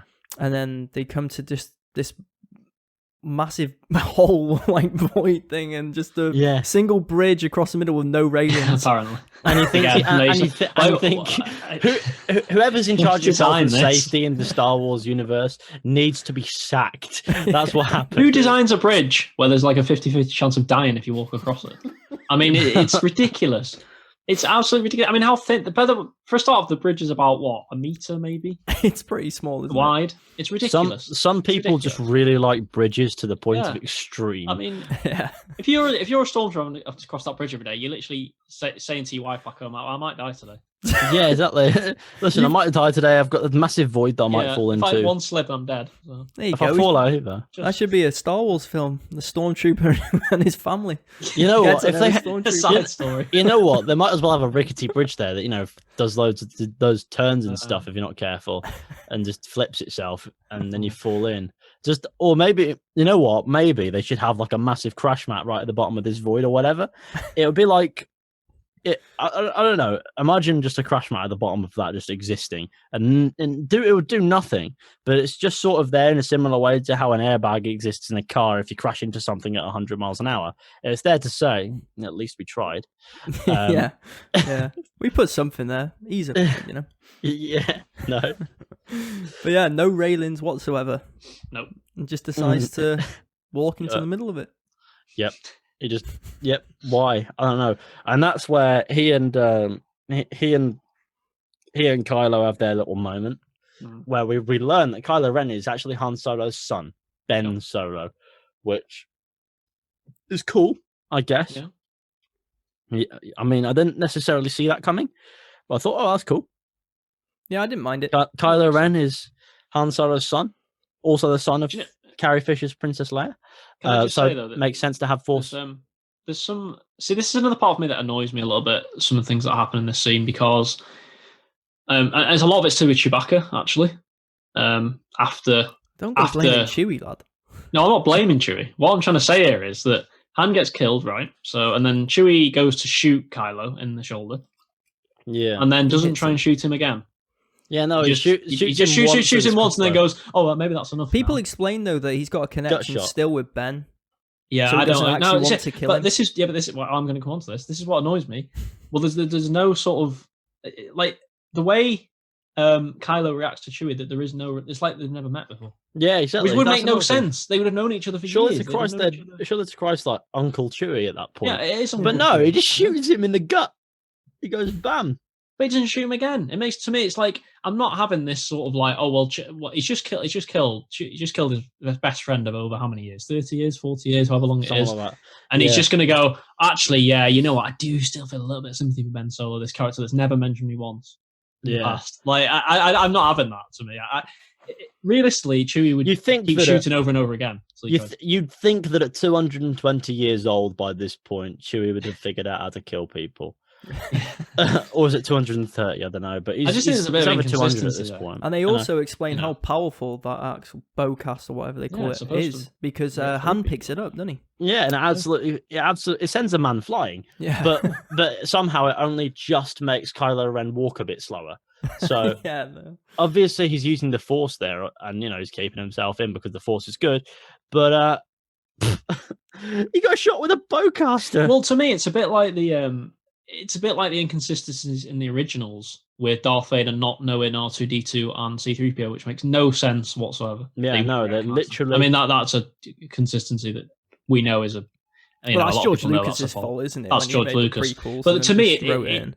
but this thing with Chewie and Ben is almost as bad because it's like they'd have known each other for years. Yeah, he'd have grown up with Chewie, like you say, as Uncle Chewie almost. So it's like, yeah. By the way, just quickly, what do you guys think of Kylo unmasking as well? Did you like that, or I preferred him with the mask, obviously. I think the mask would have been interesting to stay on for the for this film and then reveal his face in the next one. Yeah, but I didn't mind them unmasking him. I thought, there's a bloke under this mask. Yeah, cool. Humanize him, I guess. But he didn't unmask in this scene. Remember, he unmasked when he was interrogating Rey. Yeah. Oh yeah, of course. That's when he unmasked to begin with, and I thought, nope, that's the wrong place to be doing that. You should, if you're going to unmask him at all in this film, it's at this moment where you just as you're about to kill your father. Yeah, exactly. Yeah. No, I do find it really funny with the Uncle Chewie point. Like, he doesn't know, like, they've never met. Yeah. So, do you reckon Han Solo took Chewie aside and said, "Listen, my son might be afraid of Sasquatches, so bugger off for 20 years." Maybe he just never met. Yeah, maybe Chewie was always just this figure that he heard about but never actually. No, they did actually definitely met, because I've seen it in comics. Because I've seen people talk about this moment and try and explain it away by saying it just makes me even less sense then, doesn't it? To me, then Chewbacca shoots him. I think there would have been hesitation there from Chewbacca. I can't get behind that point of hesitation. I can't get behind that. Maybe they should have been, but if not, he should have shot at least twice. He just shoots him once, and then I know he obviously ends up blowing up the whole base. Maybe he thinks that's going to kill him. But he gets angry and shoots him once without hesitating at all. It's like they have never met. That scene is delivered under the concept of Chewie and Ben Solo never having met before. There's no personal feelings from Chewie towards Ben Solo. He goes, "You just killed your dad. I'm gonna shoot you." Yeah, and that's that, I guess. What do we think then of Han dying? Better now than later. At this point, I don't mind the fact that he dies in the first one. I think it was a decent time to die. Yeah. It makes sense. It makes sense with what they were trying to do, I guess, with the story. It's just a shame that it was so predictable in the sense of walking out onto that bridge and stuff. It was over. It's over. As soon as he went on that bridge, he was dead. Are you sure that's nothing to do with walking into the cinema and people walking out going, "Han Solo dies"? Because that was a thing that everyone did, wasn't it? It's just okay. There's always people out there like that, to be fair. Oh yeah, there usually is, but I think to be fair, I think if somebody said that to me on the way into that film, I would be spending that night in a prison cell. It would certainly be not a nice experience. I can't imagine having the film spoiled as you're walking into the cinema. Yeah, that would be shit. Oh, that happened for a lot of people. Some people original trilogy, didn't it, with Darth Vader? Well, I'm just thinking back in the day with Darth Vader. What is it with people and ruining people's fun? Like, no, these days it would be people stood outside cinemas shouting spoilers or something like that. Yeah, who haven't even seen the film themselves. Probably not. Well, I remember for me, don't care. I remember for me with Game of Thrones, like a certain moment got spoiled for me with just Twitch chat where people were just spamming "blah blah dies" after the episode aired, and I hadn't seen it yet, and I was like, "Oh, thanks for that." Yeah. Oh, no, what happens? Thank you very much. It's the way it goes, unfortunately, these days. Like, you have to watch things straight away nowadays, or else that's it. Or like Fishy touched on, people like ruining others' fun for some reason. I don't know. Yeah, they do. They love to ruin people's fun. I mean, it gives everybody. I guess it gives everybody a kick for some reason. Like you go, "Oh, I can ruin this man's fun. Here, it's fun. I can shit on the movies. This is fun." No, we can say what we want. We're always gonna be ruining somebody's fun. But there's a difference between having an opinion here and ruining someone's perception of the movie because they chose to watch you, and telling someone that what happens in a film. I mean, an even great example we saw recently was Last of Us 2. Oh yeah, that was that was an absolute shit show, really, wasn't it, in terms of spoilers? And Yeah, that was bad. Oh yeah, I've never seen anything like that in gaming. To really, be fair, on with that The Last level. of Us, I never cared enough. Like I went in, I was like, I don't care enough. I'm just gonna have fun. And I don't know. The spoilers were pretty hefty with that one. But yeah, no. The point is, people love. I don't know why people take pleasure out of going out of their way to ruin people's fun. But the fact that they do is a bit of a scourge on reality, to be fair. But I guess there are bigger problems. True. So instead, we'll just talk about Star Wars and keep bashing it. just keep shitting on Star Wars. Yeah. Oh God. But no, we must. I must admit, I mean, I don't. Looking back, I don't think I mind that Han died here, given how the other two turned out. So I'm okay with it. But I don't know. I didn't want it to be so in my face that, oh, this is the moment Han dies. Like when I was watching it for the first time. It's very obvious, isn't it? Yeah. I think it's meant as a sentiment, as opposed to you know what's coming. You know what's coming in that scene. Yeah. You know, it's the first film in a trilogy. Nothing good's gonna happen here. He's not getting off that bridge alive. No, he's not getting off that. No. At least he got off. I mean, to be bridge. fair, he might have struggled. He might have struggled to turn around and walk off it anyway. A bit of wind blows up. If you turn there, you'd create wind and fall over. Can you imagine if they did that? Can you imagine if they did the whole? He's about to survive. He's coming back like all happy. Like I've made it with my son and all this, and he just falls off. That would have been. Slipped. Chewie just looks to the right, and there's a gust of wind. Yeah. At a slow motion gust of wind. Just like slow motion gust of wind. Just yeah, that would be worse. That would have been hilarious. That I would have actually loved that, to be honest. You know what? If you're gonna make a film bad, go all the way. Make it terrible. You've got to. It would be hilarious. It would be hilarious. It would be next level jokes if Han Solo fell off the bridge as opposed to being stabbed. He got chefed up by his son, then he fell off a bridge. Yeah. Either way, he falls off the bridge. What does it matter? Oh, you don't see his body. It goes kaboom in the planet. True. Yeah. But that's that one, I guess. Knowing Star Wars, would anyone have been surprised if it appeared in the next film? No. Well, Captain Phasma did. I wouldn't be surprised. Yeah. He and Captain Phasma were chilling down there. They're probably having a zoot. They're probably sharing a zoot between the two of them, and they thought, you know what? I can't be arsed. Just turns over the giant hole in his body. Keep living, Captain Phasma. I lived. I'm gonna missed all my vital organs. I'm off to forever sleep now. Yeah. You know. Oh, that's God. Good old Han Solo, loving his what's the word? his bridges. I don't know. I don't think anyone was a fan of that bridge after that, to be honest. No, definitely not. No. But that was a really, really, that's a really, I don't know. I like that. I like that scene a lot because it's based on sentiment. Yeah. And obviously, it's happening. It's going to have to happen. It's part of the character development of Kylo Ren. We've seen the character development of Han Solo. We've seen him in the original trilogy. We know that he's we know what his character's about. We know everything about we know everything we need to know. Really, he's got This is where his story has sort of climaxed, if you will. So that's the end of Han Solo. It's time to bring it on to his son. And what so is that's it that how Ben says again. I don't know if I have the strength to do it. I know what I have to do or something. Yeah. I know what I have to do, but I don't have the strength to do it. And so what I think in that moment, Han Solo sort of knew what I think there is a theory that Han Solo ignited the lightsaber himself, but yeah, I've seen that theory. But I mean, I don't know. I'd buy into that. But if Disney ever came out and said Han Solo ignited the lightsaber themselves, I'd be like, fuck off. Leave it up to interpretation. I think that'd be ridiculous. Leave it up to interpretation. I just think that'd be ridiculous anyway. I slightly disagree. I don't like that idea. No, personally. I don't know. I think it would have been pretty. Be like the self-sacrifice idea. I don't know. Yeah, but he just committed seppuku on a bridge where he'll fall to his death anyway. I'm just not sure. Yeah, he knew he wasn't getting off that bridge, so. Yeah.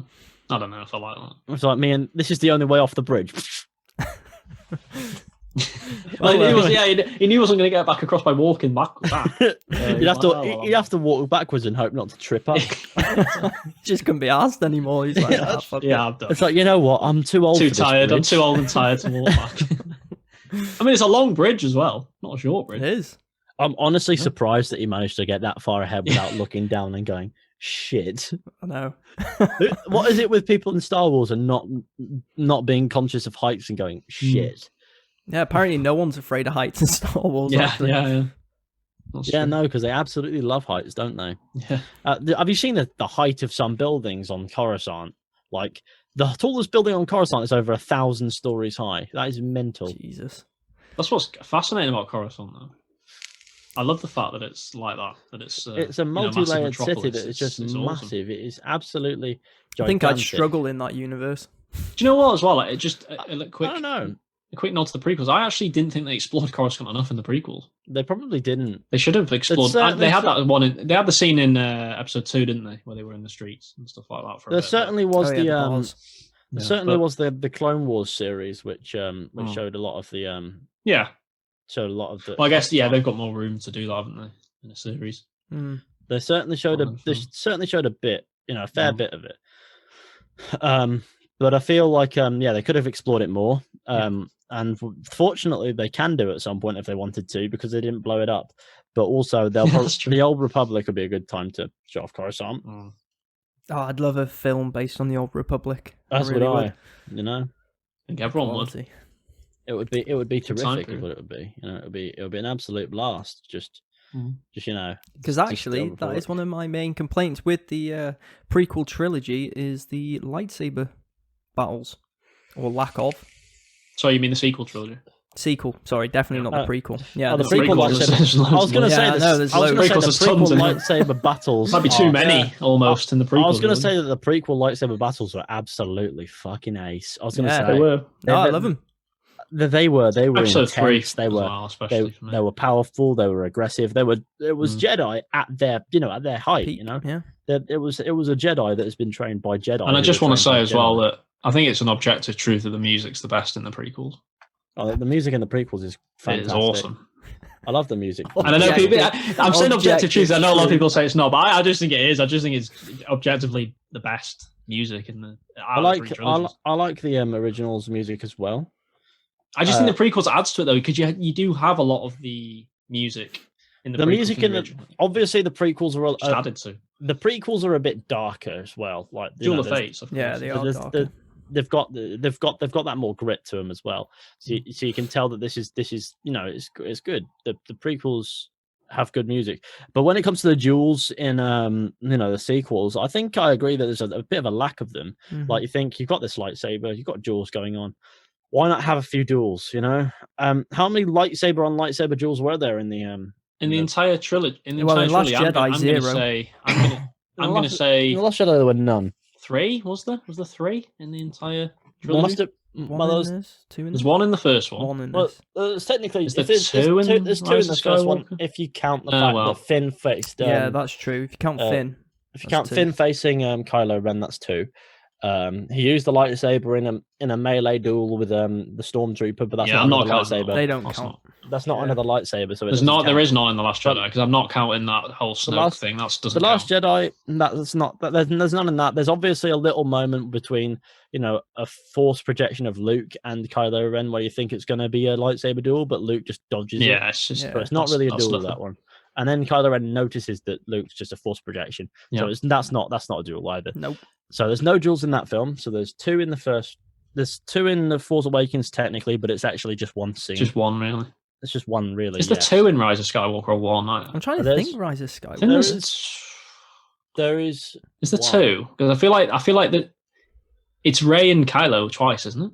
It's Rey and Kylo at least once, yes. But they have the battle on the. What was it? The planet with all the crashing waves? The debris Death Star. The Death Star. That's definitely one, obviously. Yeah, that was one I'm thinking of, and I can't think of another one where they actually. Oh, maybe it is only one then. Maybe it is. That's horrible. So that's 2 proper ones. There is an action sequence in the Last Jedi with Snoke's guards. Yeah, that's what I meant before. I'm not counting that but one. That's not a lightsaber duel, but at the same time, it is also the lightsabers, like lightsabers being used. Used well. But also that fight had some moments where they could have been killed, but obviously they were holding back.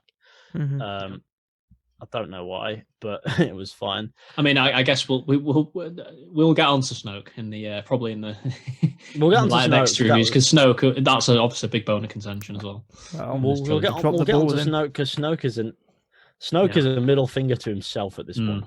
But I guess he's one for more The Last Jedi. But no, yeah, there weren't enough duels in the sequel trilogy, and they were also just not, they weren't the most engaging ever.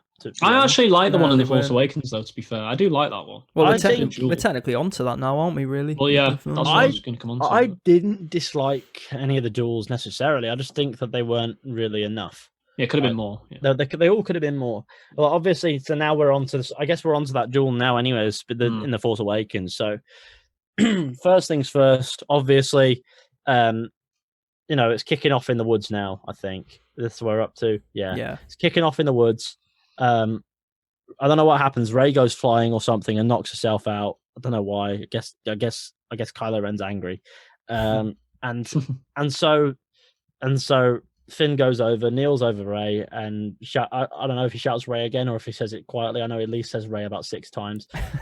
And then Kylo Ren shouts traitor.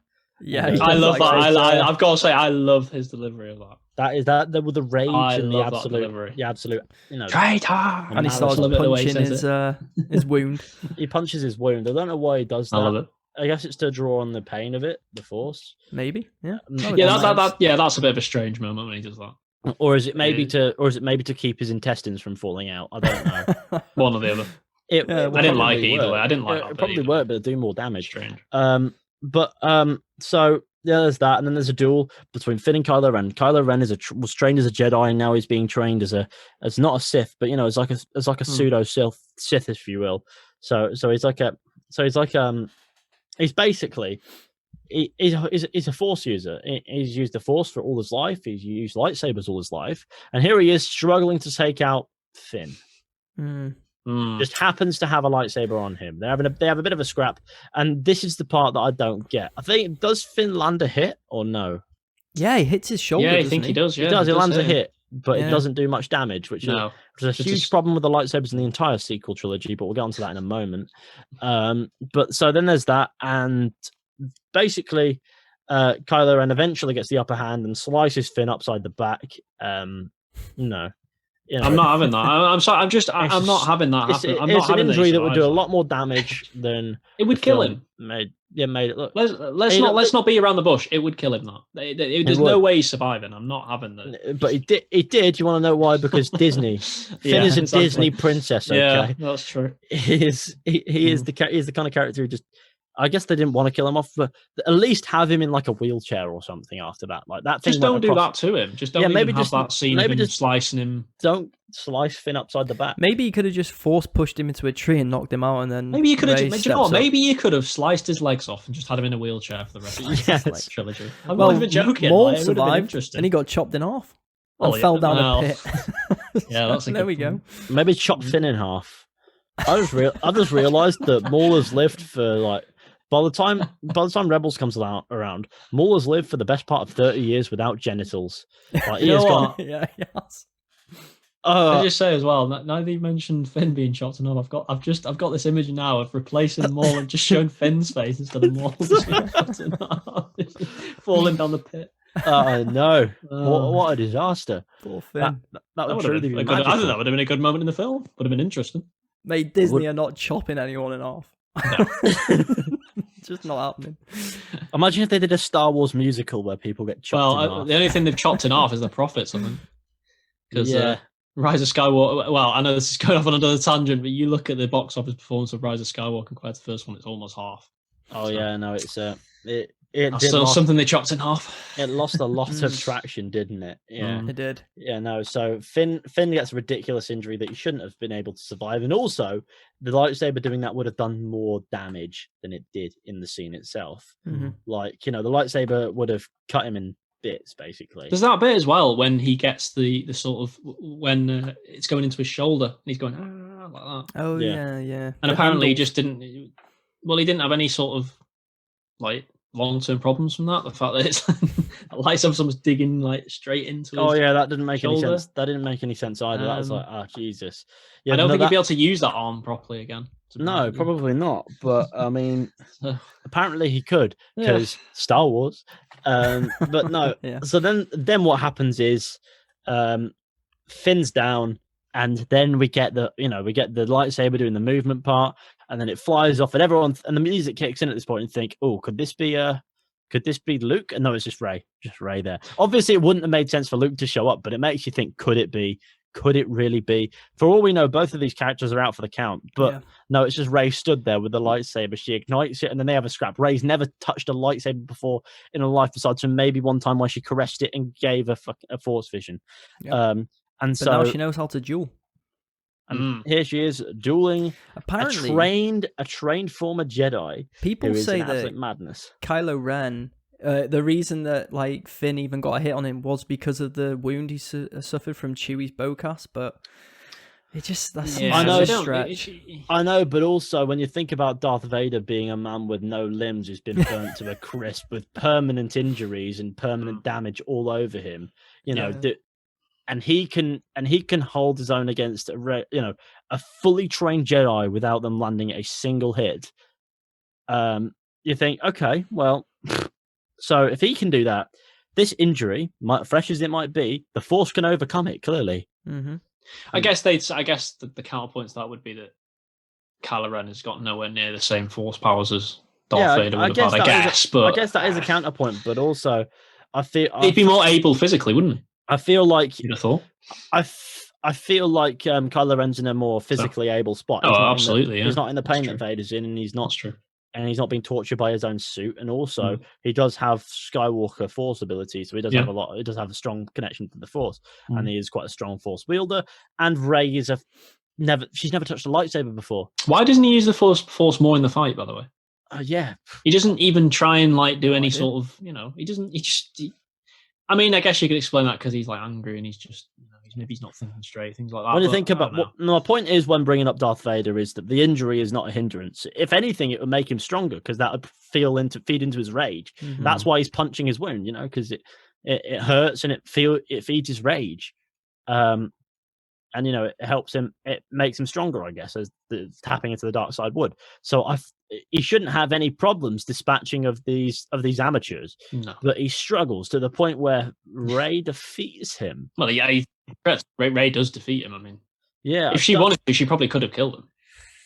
Should have done there and then. She should have done. To be fair, now this is the part where I will say, right, this is obviously the biggest. There was not the intent from the first film.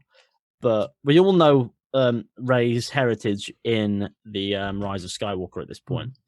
But that in her style of attacking, and fighting Kylo Ren, she actually does demonstrate similar traits to this character. I'll just say it's Palpatine, her grandfather. Which especially the overhand one is the most obvious one, isn't it? It's the overhand. It's the stabbing. It's the stabbing motion, and it's also the pacing about a bit. Yeah, she does move like the Emperor does. Yeah. We're talking about more the Emperor's fight with Yoda because that's where you see. This where you see it. You also, that's the only time you actually see the Emperor dueling properly with a lightsaber in the films. But but also you see it when he's facing Mace Windu. And his two boys. Some of the acting's fantastic. Where he jumps and twists through the air as he's going towards. You almost see Rey do that in the film. Almost, she almost does that facial animation. Not quite as not quite like the Emperor does, and no one does. Do you guys think that they had it in mind from this bit that we want you to fight in a similar style to Palpatine because you're going to be related? I don't think so. I do. I don't. You think that was a coincidence? I think I think Rey being a Palpatine was the biggest retcon of the lot. I don't know, because does that make sense? Why would she fight like that? I don't know. Maybe they wanted to put hints in. Maybe they wanted. I think there must have been at least hints. Maybe they could have. Maybe they were just exploring the idea, like, well, let's put it in just in case we use this. Yeah, let's put it in because in the end of the day, it could be nothing. But also, it's no coincidence to me that she literally does the same exact overhand. Maybe they did it to try and throw people, but I just can't imagine that they thought from the start Rey's going to be related to Palpatine.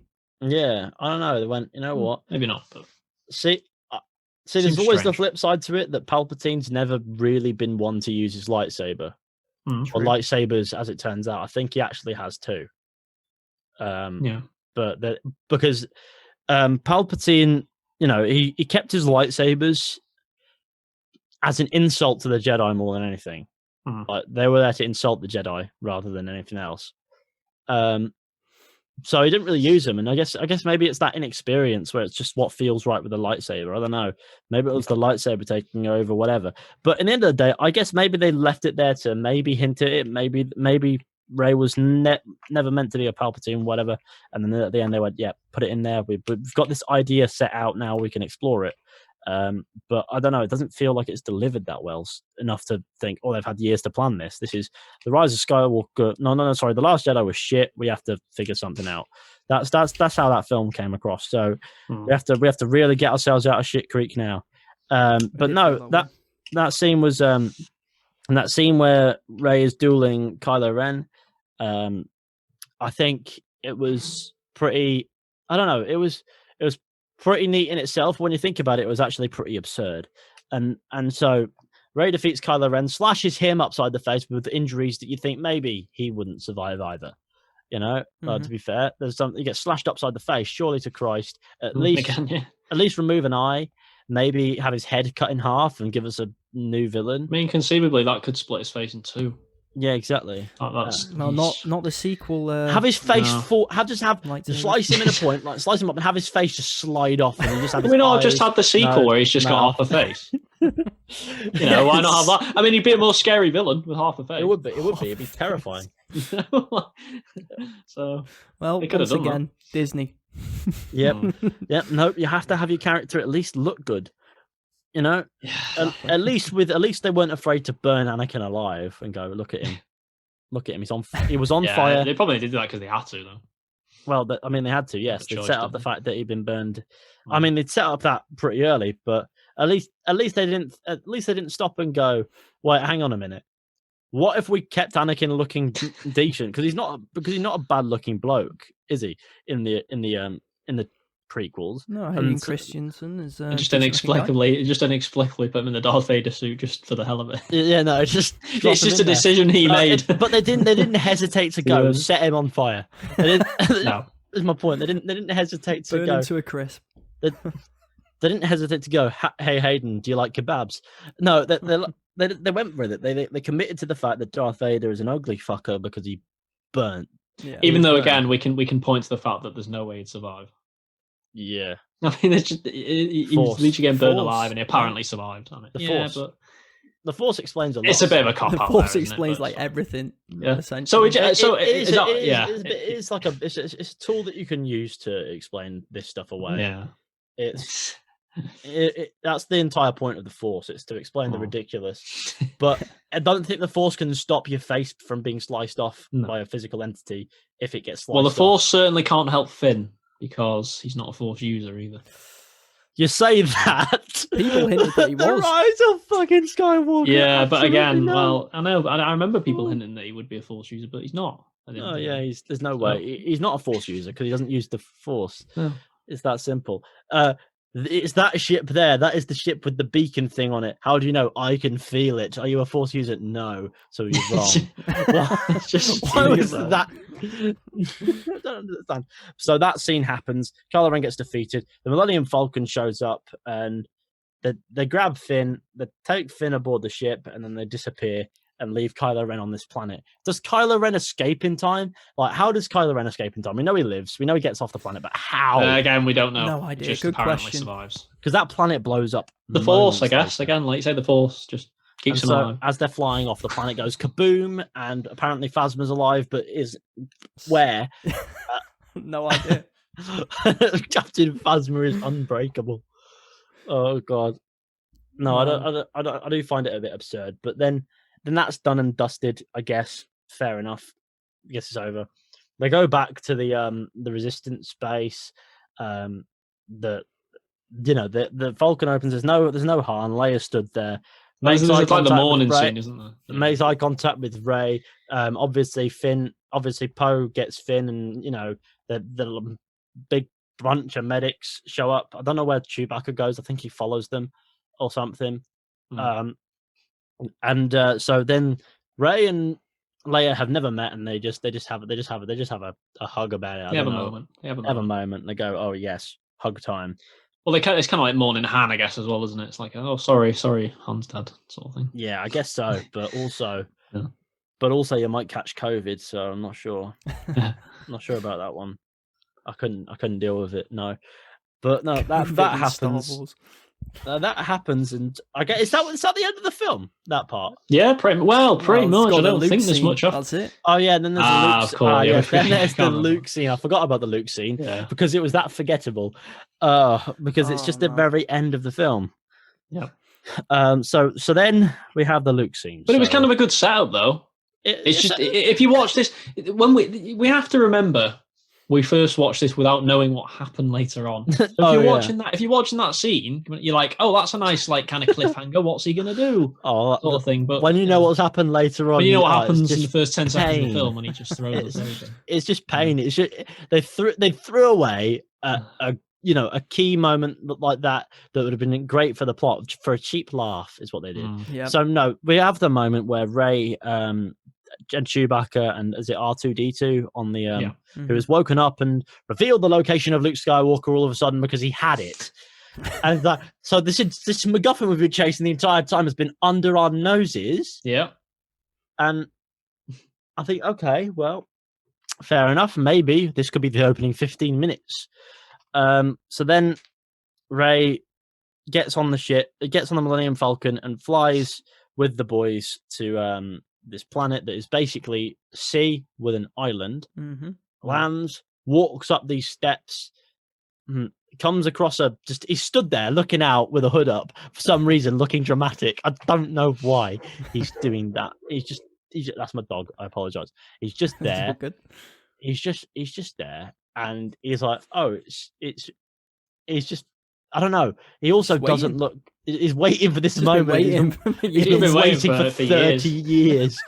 Now he turns around and makes eye contact with Rey, and then Rey extends the lightsaber. Luke removes his hood, and he's looking a bit old, tatty, and he's also a bit bulky, you know. And Rey just holds out the lightsaber, and Luke goes, "For fuck's sake!" Basically, that's that face he pulls. It is a really, yep. And then it just ends. That is the end of the film, and it's a good cliffhanger to end on. Yeah, and we'll say. But when you know what comes next, it's just it's not when you know what comes next. I mean, no. When you watch it in isolation, like you said, so it's a decent ending, and I'm like, oh man, I'm interested to see now what happens with Luke in the next film. I enjoy watching, like you said, as an isolated film, I enjoy The Force Awakens a lot. But when you think about all the plots that are set up, all the things that don't actually make sense, all the little bits of filler that you see here and there, that make you think, hang on a minute, well, this could have been used to explain this relevant part of the plot as opposed to this irrelevant part of the plot. And then you've got this, and then you've got the ending, and you know what comes next and how it continues it and squanders all the potential that it has. When you think about it as part of the trilogy, you can't say it's good. You have to say that it's all just bad, because in the end of the, unless you like what happens, True. But when you think about it, it's all together. It's a terrible trilogy of films. Like cinematically speaking, as far as the visuals are concerned, they look great. But as far as the actual plot goes, it's an absolute shambles of a story. It's all over the place. It's abysmal storytelling, is what it is, because there's no concise direction, and that's the thing. Like, there's no. We're gonna do this, and this, and this. You know, it's just we're gonna do this. We'll figure out the rest later. You know. Yeah, because there's no way J.J. Abrams knew that one of the first scenes in Rian Johnson's film was going to be Luke just chucking it over his shoulder. Yeah. To be fair, that part doesn't bother me necessarily, but I hate that part. It might as well have just looked at it, gone. Yeah, it wasn't. I really hate that. I really don't like it. I really hated that. Yeah, it's not I think it just set the film on a bad start straight. As soon as you go and sit and you see that, you're like, well, what are we getting here then? As soon as he does that, like, I think there was a nervous laugh in the viewing I was at. I was like, did they really just do that? This is a big moment. Luke never thought he'd see that lightsaber again. Like, they're showing the lightsaber and go, oh, look at this. This is pretty cool. And Luke's, I guess it would make sense if he looked at it and then, he just, then something else happened, but he threw it. Like, I wouldn't mind him looking at it and giving it back. Yeah, walking away. He's like, even just throwing it on the floor. Even just throwing it on the floor. I think he did it. Just throwing it on. I think he should have given it to he should have given it to her back. Yeah, I agree. But we should probably save that for the. We'll save that for Last Jedi. Should have punched it straight into a shoulder and just gone, here, have it, and then walked off. No, he should have ignited it and decapitated Rey with his brain. Save us all the hassle. Well, no, because better than the Last Jedi, the whole film. We know Luke is that powerful though. He could have literally ignited it and cut Rey's head off without even moving. Yeah, but unfortunately, we got the Last Jedi, so yeah, you'll have to look out for that. But overall, Force Awakens, not a bad movie in itself. full of plot inconsistencies and sets the a good question, but for another time, precedent of the entire trilogy, which might as well be the catchphrase of Star Wars at this point. We'll explain it later. Essentially what it is. That's what they do. Yeah, but no, I enjoyed. I did enjoy the Force Awakens. It's nearly 5 years old now, isn't it? Bloody yeah, hell. That's gone fast. Yep, that's gone really fast. Long time. Yeah, that's mental, is what that is.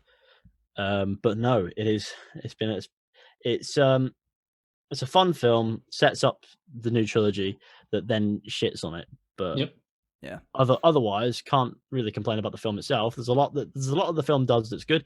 But also, it's hard to look at it and think about it as the good film it was when it came out now, because all the fan theories, all that stuff, all the magic of it is gone, and we know what happens, and it's just not satisfying. So, completely. Well, people's opinions have definitely soured over yes, time. of course, it certainly is. Because I remember there being a really big. I remember when after the film, just before it came out, things like that, people being like, "Yeah, well, that was really good. Like, it was a good start to the trilogy. We're excited now." And then now, when you look back, people kind of look at it and go, "Man, was it that good then?" In hindsight, but I mean, I think as an isolated film, it is. But I think it is. It's the strongest of the three. Oh, by a mile. But I do want to stress how little that actually means. I don't say that as in the Force Awakens is a bad thing, but saying it's the strongest of the three films does not in any way mean that the other films or anything really. It's not really like a status of pride or whatever. Like, you shouldn't be proud. You're the strongest of the three films. No, you're the only film that's semi-decent at the very least. Yeah. But the others just don't apply. I felt with the Force Awakens that they played it really safe to get fans back on board. Yeah, that's why there's a lot of parallels as well. Yeah. And then they started to get brave and booky with it, and that's when they sort of they made the least sense, if you will. Well, it's funny then. There's an irony there, isn't there? Because people were saying that the first one was too safe. Like, right, they have to make risks now. And then when they made risks, that's when it all went. So sometimes being safe isn't always a bad thing. Maybe not, but maybe have a balance between being safe and taking a few risks. But if you completely subvert expectations, like The Last Jedi does, that's where things get it. They didn't find that common ground, is what I'm trying to say. They didn't find that even between this is too safe and this is too risky. They didn't find that that blend. I think they should have probably upped the risk of the story as they went. So safe. Sort of safe, but also this is where there's going to be a lot of risks being taken, but they're all quite minor. Then big risk is at the end, That's how you structure a story, really, when it comes to something like Star Wars. But with this, it's safe. Nothing is sacred. Everything is fucked. Yeah, essentially, that last film was just damage control. Yeah, exactly. It's just a mess. Yeah, it's a disaster. Truth be told, it's a tragedy. Really, it's a shame. It's a shame that the last two films didn't live up to the Force Awakens or Star Wars altogether. Even if they were at Force Awakens quality, as far as telling the story was concerned, it would have been okay. But they just dropped below that. The visuals looked good. The visuals were nice, but the actual narrative being told was all over the shop, unfortunately. And so that's a shame. It's a big shame. It was, but I guess that's the Force Awakens. Yeah, that's it in a nutshell. That is, and that's probably a good place for us to leave it. Yeah, that's our Force Awakens little discussion / review, I guess. And we're actually going to review the other two in the sequel trilogy, which I'm actually not looking forward to watching. No, I'm not. I'm not. I will say no. I've only ever watched 8 once, and that was enough for me watching it once. So to have to watch it again is kind of a little bit. I've seen it 3 times, and I've liked it less. 3 times. Everything is bearable if you do drugs. Okay, I'm not saying do drugs, but I have to for this film. Yeah, you have to do a bit of cheeky sniff for this one. No, but I can't imagine it being fun to rewatch, but it has to be done. It'll be fun to review, and it'll be fun to actually critically pick apart, because it's a film I watched. Very easy to critically pick apart. It's the kind of film that at first gives you the illusion that it's great, but when you start to think about it, you go, "This is just unsatisfying, boring filler." So it actually never gave me that illusion. Yeah, no, I got that. For me, it was terrible all the way through. Oh, fair enough. I'd like to hear about your experience then. So I can't wait for this part 2. It's going to be a cracking time. Yeah. And spoiler warning, as you can probably already tell, if you think we're going to praise Last Jedi, we're not. Ain't happening. Don't be expecting. If you're a defender of the Last Jedi, you probably won't like it. Maybe don't watch. Because don't watch. There'll be people in the comments of these episodes on YouTube or something at some point being like, but this and that. But also you're biased. But also you don't have to watch. And they'll be like, by that logic, you don't have to watch the film. Yes, but the difference is this is free. That is not. Yeah, exactly. Yeah. That's true. Exactly. Yeah, no, it's the same with games. People go, if you don't like it, don't play it. But I paid. Yeah, I paid money. You paid money for the game. You want something out of it. You want a standard. Yeah. So if you don't like, don't play is the shittest way to say. Well, I'm just going to be honest, because consumers are paying money for this thing, exactly. And also you're not paying money to watch this, so you can just bugger off. It's the difference. But no, I think, I do look forward to. I think I look forward to watching the Last Jedi with a critical mindset, knowing that I'm going to pick it to pieces, because it's where it gets ridiculous. You'll find even more to complain about than you even thought you would. I would, believe me. I could find things to complain about that I never even thought were possible. Yeah, like I'm not much of a complainer when it comes to, if there's no other option. But when it comes to narratives, I will pick that shit apart. And Sud, you're definitely going to find more things because you've only seen it once. Absolutely, I've only ever seen it once. For sure. Yeah, you're going to see it. You're going to find at least, if you can count 200 things. I think you've done it. You've done a semi-decent job. Yeah. Yeah. But it's more or less every 40 seconds you'll find something new to complain about in that film. Yeah. But no, I do look forward to rewatching it with the idea that it's going to be an absolute disaster. So.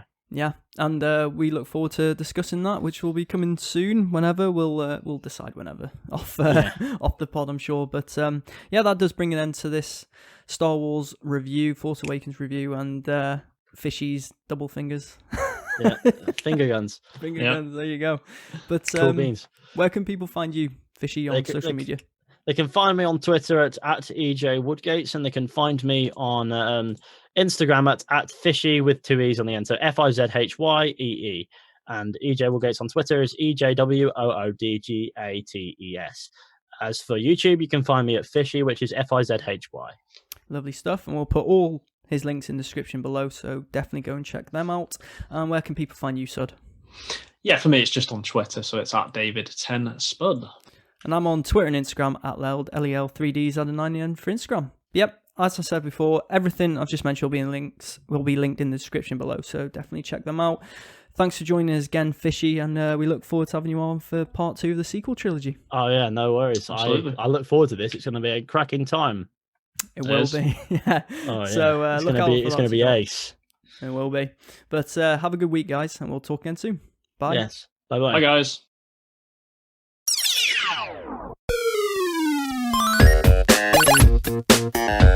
Thank you.